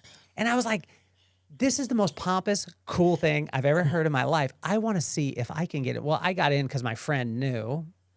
But then I was in Chicago, and I saw a store same way. And you ring the doorbell. They look at you. If they like you, they allow you to shop. That's so cool. Where did you come up with the concept of by appointment only? I had wanted to be by appointment only for years, but I didn't think my guys would be able to do it because they're so used to being able to walk in whenever they want and have me available. But what was going on is I was doing so many Comic-Cons and appearances that I'd put a sign up in Paris back next week, in Australia back next week. And it was unfair because they'd go to all the trouble to go to my store and find that I wasn't open. And for years, I was open 7 days a week, then 6 days a week, then 5 days a week for years. And I had different employees, but then you have issues with employees. And, do I turn them into thieves, or is it because it's such a cash bit? Like what? And so I decided not to have employees anymore, and I'll just do it all myself. And plus, I like to take care of men and see that they're taken care of the way I want them taken care of. And I'm the only buyer anyway, and I'm the only pricer anyway. So I thought, what is the solution? But I can't do by appointment only because I can't change it up. Then COVID happened. And I was legally not allowed to be in my store for a year. I would have gotten $1,000 citation and lost my license. So I couldn't even cheat and let people in the back door because they were really keeping an eye on things. So I thought, I know I can finally do by appointment only because health-wise, it's safer and it makes sense. And this is my opportunity. Do you realize that that's the thing that I was just talking about and asking you the question about, Claudia? I just answered your question. I know, but I'm saying, when I said, is there a thing that as a business owner, as an entrepreneur, that just happens by happenstance? That's what you just explained. Oh. Do you realize that? No. Right. So, when you were saying it, I pictured it this way, but it's amazing because that little thing, COVID You're happens. right. No, I mean, I love to hear that from my wife. But that little thing is magic. It is absolutely, and it's brought in a new breed of customers that really appreciate it. And the truth is, the service I give them is exactly the same service I gave people who walked in off the street. But they appreciate it and they get On it. a different level. And the other thing is my clothes are so fine and so expensive. I don't want anyone being able to walk in off the street and touch them. That makes sense. I want to pick and choose. So I'm a little bit like should I let you in or not? We want I think every man that has heard you talk about this, we all want the pajama suit. Yes. I want the pajama suit. Of course you do. I'm trying to think. It's pure luxury. But that's what I'm The saying. cashmere, the Loro Piana, the Brunello Cucinelli, hand-stitched, the mother of pearl buttons. What's the Rolls Royce of suit? Is Brioni? Brioni, Chiton, Loro Piana, Brunello Cucinelli. That's a pajama. That's just I'm just comfortable. Mm. I'm just on that level. That's it. Okay, so when the guy comes in, who tailors this to them then? My store is owned by God. So when people walk in, there's usually something already tailored joking? that fits them. That is... Yes. That's why I was saying. No, I'm not joking. And yes, that is true. Well, this is when I make my appointment, I want God to make sure that one of them, which one did you, the Armani without the lining to be up in there. God chooses what I buy and God chooses who I sell it Who to. can actually fit in it. Yeah. Yeah. And Well, what if there's a sometimes what if people there's a real big dude, like he was like, say 450, but like he had that Brioni, and I was like, man, this feels like pajamas. God didn't I don't intend for me to allow have it you to then? buy something that doesn't look beautiful Would you on let you. me put it on at Yeah, least you just can to feel it? You can put it I would on, just be like, but you you'd know, be incorrect. No, I only let you buy. First of all, you have to love what you buy. Oh. If you've put something on and you're like, huh, I'm like, this isn't for you. Let's hang it up. You only go home with what you adore, because there's no point in putting something in your closet unless you're going to reach for it. I don't want you leaving my store with something that you're not going to reach for in the closet. My store is not about like, oh, let's make a sale. My store is about pleasing you and making sure you go home happy. how many suits should a guy have? Well, you should have your staple wardrobe, black, blue, gray, and then go fun. Is that what you need to get those first though? It depends on your Can you lifestyle. go fun first? You can definitely go fun first, because it also has to do with your lifestyle. Yeah. The black, blue, gray is a little bit old school. Okay. So it depends on, like me, I don't go based on any style. I dress how I want, and I dress how I feel, and I dress according to my mood. There we go. So I think you're a bit like that. And there's a level of what's appropriate, but look at Lee Francis. Do you know Lee Francis? He's very famous as a Keith Lemon character in Europe. He's like works more than anyone. He's starred in like 7 shows at the same time. He's one of my great friends. I've been on his show a few times, and he's hysterical. He's way more than a fan friend, but he's a huge fan of Back to the Future. He did a mockumentary. He's hysterical. He wears the craziest, most amazing, colorful outfits, and you would love his style. And he creates his own things. He's fabulous. Jean Paul Gaultier. Fun, great. His leather is, the finest in the world. He was huge in the 90s. Mm-hmm. In the 90s he was. Is he still, is there still? I don't even think he still makes clothes. I remember he had a boutique at the Wynn. Probably. He did, and I was mad because Elaine Wynn was a client of mine, and I used to give her garbage because they let that go by the wayside. Like it was one of the only ones. It was the only one They that I should know never of. have done that. What about his suits? Do you enjoy his suits? They're a look, you know. Where are they? Like when we were talking earlier, where are they on that Avant-garde. avant-garde? Okay, Ahead of his time. got it. With the snaps and the this and the this and the ahead of his time. Is there one now? I mean, I asked you about Rick Owens earlier. I'm a huge Rick Owens fan. I had so much Rick Owens for a while from this rock star. The 7-inch nails or 9-inch nails or something. 9-Inch Nails. Oh, yeah. Him. Trent Reznor. Reznor. Yeah.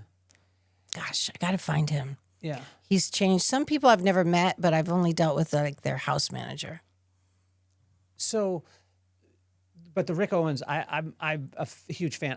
I came in contact with him in Germany. So I was in a store and the guy saw the. That's amazing stuff. Well, the dude was wearing it, and I was like, I like your stuff. Where do you get that? And he's like, oh, and he showed me. And then I come back and I'm wearing it, and one of my buddies, because the 2 stripes in the back, I got kind of a little bit of a. It's not really sheer, but it's one of the shirts that kind of grows. You know what I'm saying? That material. Yeah. So I have that, and I have the drop crotch pants, but nobody has them at the time. And he's like, oh, you're into Rick Owens? And I was like, I don't know who the hell Rick Owens is. Right. But I'm wearing it. And then I find out that he's a LA guy that actually designs in Paris. Interesting. And I was like, I thought I got this European designer. And he's like, dude, he's from LA. Like he's originally from LA, but he designs in Paris. But I'm a huge Rick fan. And then Anne Demeulemeester. Oh, yes. Love. So you have really exclusive, cool, interesting taste. Yeah. It's interesting. Like, and what was it? Augusta. Do you know the name? So, did you ever know Carpe Diem? So, is a leather. Still have the jacket. You can't find them anymore. They broke up. So there's 4 designers. Carpe Diem.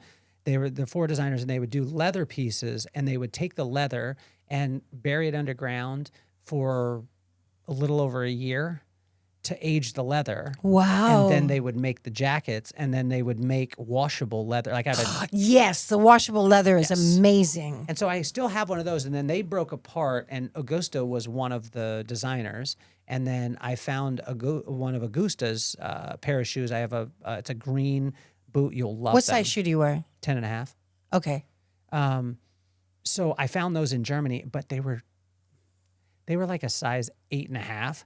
And I told my wife, I said, I'm putting my foot in this. How did you do it? So I wore them. I knew they were leather and they were going to be able to stretch. And I put them on and cut my feet for a day and a half in Germany because they were so beautiful. And it kind of stretched to my foot. And then I went to a cobbler and had them do it. And I still have them to this day. That's They're amazing. unbelievable. So it's that, like I said, the Ann Demeulemeister, the Rick Owens, the, Augusta. There's, I didn't really get into Yoji as much. Yoji Yamamoto. Yeah. I mean, he would do collaborations and things like that. But I mean, I just love that. Or Yamashiro. And I loved it. The reason why, and it goes back to my childhood, where we couldn't afford what other people had, and my mom would shop at a thrift store. Yep. And then I was like, I never want to be seen in something that someone could have, Yeah. you know? And you know what's interesting? When I was little, I got teased because I didn't have enough pants to wear a different pair of pants every day. I had like 2 pairs or 3 pairs. So I always had to repeat. And now I've got more clothes than any one woman should have. And I have, a store and 2 offices upstairs full of merchandise. Wow. So it's interesting how we change in life based on things that happened when we were How kids. about even like your glasses are so cool. Thank you. Which Right? ones am I wearing? Oh, yeah. I love glasses. So as far as, do you find it in everything that you do, as far as every bit of fashion, you Thank want to you. have a story, you want to have a connection point? Like for me, everything that I'm wearing, like everything that you can see, even the fact that I'm wearing a white t-shirt, it's a white t-shirt that I found. I absolutely love this brand. It's very basic, but it's one of my favorites. But my watch is from my wife on my 3rd anniversary. This chain, I want to get you in touch with my buddy. His name is Matt, and he created Exoterics. So he was a kid, started with me when he was, I can't remember, maybe 20 or 19. And he told me we had salons. And so we had a salon in Chicago, and he was making minimum wage. And he kept telling me, I want to have my own fashion line, and I want to have a salon or a store on Melrose Avenue someday. And I was like, whatever, clean the toilet, bro. Like, that's what I hired you for. Kept telling me. He would design his own clothes, do all this stuff. He just opened his boutique on Melrose, and this is one of his chains. It's beautiful. So he brought me that. This one was a gift from, I love that one. thank you. This one was a gift from, there was a guy that was in an audience of a keynote that I gave, and he said, I wanted to give you a gift. And I always accept gifts. It's good. And A guy talked about that today. Well, I didn't know that this guy was the jeweler for a lot of rappers, and he was do you remember Big Black and Rob Dyrdek? They did a show called Fantasy Factory, and it was Rob and Big before, but because he did a lot of rappers, he did Big Black stuff, and he happened to be the jeweler. So his gift, he went home. This is our logo. This was my logo It's for so years. pretty. And so he gave me that as a gift. So everything. What is making it shiny? Black diamonds. Are you kidding? Yeah. So does everything, Beautiful. because even your bag, like this is not like your bag that you have Totally here. vintage, yeah. Got it. Does that have Even at Louis Vuitton, they'd never seen something like this. it seems like everything has a story for you. Yeah? Kind of, yeah. Is that intentional?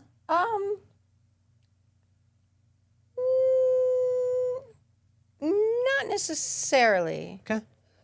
The glasses I forgot about, and they're scene glasses. They're not like showy Okay. glasses. Love 'em. I totally forgot about them. I was looking for another pair of glasses and found these, and I was like, oh, excellent. The skirt is like cozy and comfy. The shoes, you buy 2, you get 2 for free in Hawaii. There we go. The top, I forgot I had it. The shirt, Brunello Cucinelli, that I got from one of my billionaire clients. The waist pack. Thank God I had 2 of them because one broke, and I still have this one. This one is gangster. Yeah, it is. I love this one. Thank you. I do too. Well, I love stories to them more than like this is just me. Like as opposed to getting, and especially in today's culture, like a lot of people will get a bag because so and so has the bag. Oh yeah, I don't do any of that. I don't do any of that. Me either. So I guess everything I own does have a story and a reason. And I also, because I have so much, I give away so much. Mm-hmm. And it's so much fun. And I don't do it because I end up getting so much more. It just happens. It just happens. But I do it because it's fun. When did you start to capitalize on the, like, say, like the Comic-Con stuff and the, you know, the appearance stuff? Because there was a break in that for a little bit for you. Am I correct? Because No, this is the first break. 2026. 2026. And this is interesting because you said downstairs that this 2026 you wanted to be Claudia, Yes. which I love. Thanks. I absolutely love. I remember when we met, you were in the back of the room at Secret Knock and you were in the kind of booth.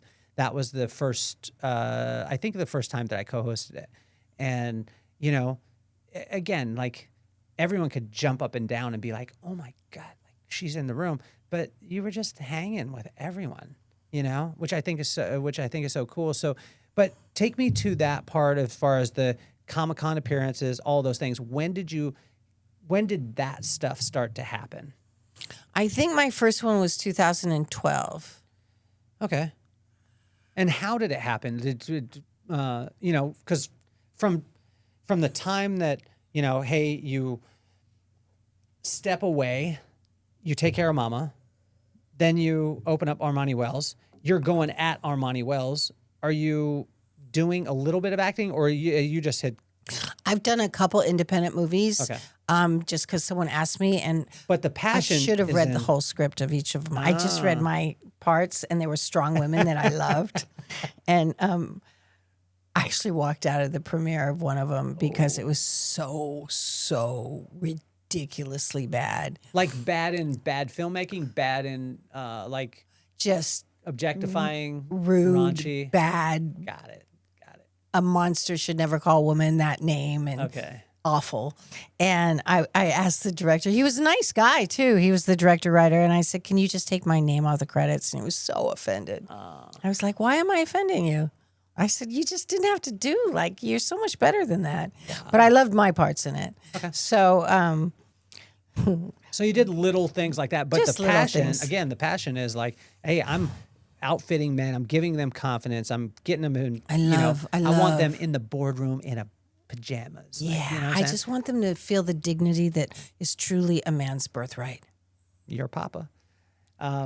So when the first one comes, as far as like 2012, Can I Comic-Con- interrupt for a second? No, never.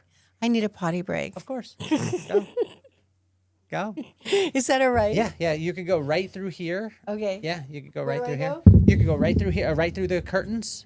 Here? Right through the curtains, yeah, and then on the right-hand side. Yes, perfect. For those of you, I mean, this is unreal. I mean, being able to sit with an absolute living legend blows my mind. Absolutely blows my mind. It's this is like a blast from my past. Growing up on Vandenberg Air Force Base, I was, you know, Back to the Future for me was something that was absolutely iconic.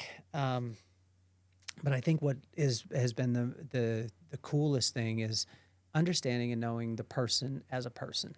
And, you know, I mean, sitting here connecting with Claudia on this, it's unbelievable. I hope you guys can see the the permagrin on my face, and to be able to see it, it blows me away. And when I got a chance to meet her, Claudia and I met, I think it's been about 3 years ago originally that we met, and it was at Secret Knock, and room full of people, you know, everything like that, but absolutely no fanfare. Just an absolutely incredible human. And then I got the opportunity to sit down with her in Las Vegas and actually interview her in Las Vegas. And to understand the humanity, I think is the coolest thing. And I can't wait. I can't wait to go to LA and experience Armani Wells and have the opportunity to be able to, sit in a boardroom in my pajamas. That's what I'm looking for, as much as humanly possible. She's right out here. She is right here. She's amazing. She's incredible. Isn't that extraordinary? Yeah. She's an angel. She is an angel. She is. Let me ask you a question. What Yeah. time is it? I don't even know. Oh, okay. I don't even know. Would it be possible to do a part 2 Yeah, where of I course. come back? Yeah. Because we've go. talked about a lot of different things. I know. You're extraordinary. Pull this close to you as we finish up. Yeah, well, let's Okay. do it. We're going to do a part 2, a part 3, a part everything. All right. Which I think will be amazing. So, we know where we kind of leave off, but Yeah, because there's so much to say with what there's- you're asking and things. there's so many different aspects. But you need to get some rest. Yes. When are you going back? Saturday. You're going but back I it's not a bad drive. I can come back. Okay. That's Because- perfect. I'm coming to you too. I'm coming for the Yes. pajamas. Yes, you are. I need and I'm coming for the beach. Well, and I fell in love. I tell you, as the closing thought for me is, I fell in love again with the fashion part for a little bit of time. When I told you about a world that I lived in before, so I lived in the professional beauty industry, and that's where it was a world for me. And then I actually stepped away from that and didn't take any of the audience. And didn't, Take any of the audience. I don't know what that means. Meaning that I would speak all over the world, 40 weekends a year, Wow. 1,500 to 2,000 people a weekend, and then and working with Paul Mitchell, and my boss was the number one guy with Paul Mitchell, and so, but when I stepped away from that, it was almost I stepped into a world that was a complete unknown. So I didn't take my audience from the professional beauty industry. I get it. I didn't do it. You started over somewhere Started over. else. And so that's where I relate a lot with you, is because, not to say that you didn't take any of your, because you can't. No, but see, when I had my store, I never told anyone I'd been an actress. So I started over. Mm-hmm. I didn't tell anyone. I even dated a guy on and off for a few years, and he came into my store one day and said, I saw you on TV last night. I said, oh. He said, you never told me you were an actress. And I said, you never asked. So it was only when I started doing Comic-Cons and things that I it started then to- combined the two and fans started coming to my store and flying in from all over the world.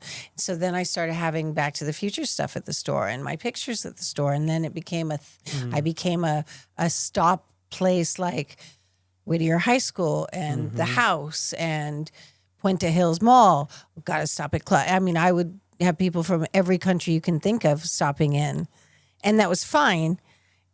And it's less now because I'm open by appointment, but I still have people who fly in from Japan or fly in from Germany or fly in, and they're charming and lovely and wonderful. And I just ate these wonderful crackers that the last guy from Japan brought me, and I was hungry the other night. I was like, ooh.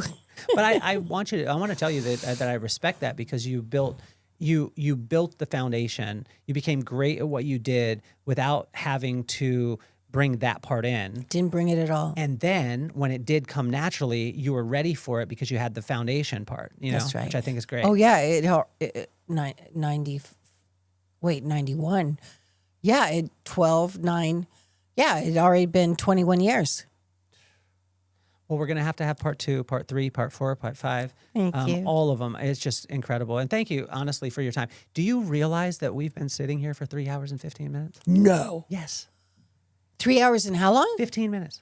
Wow. Isn't that, I mean, for me, I want to tell you, like, it has been like that. I mean, because to be here, to the journey part of it, it's unbelievable. And I know that there's so much more. And we already talked downstairs for what, 20 minutes? Yeah, because we had no electricity. How great is God? You know that electricity was supposed to come back on at 10:30, Really? and you got Oh, here 10:30. 10:30. I You got here at like 8:30. 8:30. Yeah, and so I didn't know what to do, and I was talking to Craig, and I said, he's like, don't tell her that the electricity's out. Let her come, and we got a chance to be able to talk, and then God, boom, turned lights on, and we got to do this. And I didn't even know you guys are Christian, and I was talking to Jesus the whole way over. So amazing. That's So extraordinary. amazing.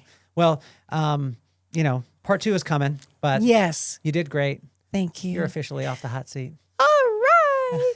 and Yeah, and this the vibe that raised us, made us, saved us. Love so strong that the hard times praised us. From base life roots to the freeway nights, we turn small grooves into launch pad flights. Yeah, this the vibe that raised us, made us, saved us. Love so strong that the hard times praised us. From base life roots to the freeway nights, we turn small rooms into launch pad flights. We begun surfing waves too low, made our own rules everywhere we go. Held tight to the truth that our parents declared.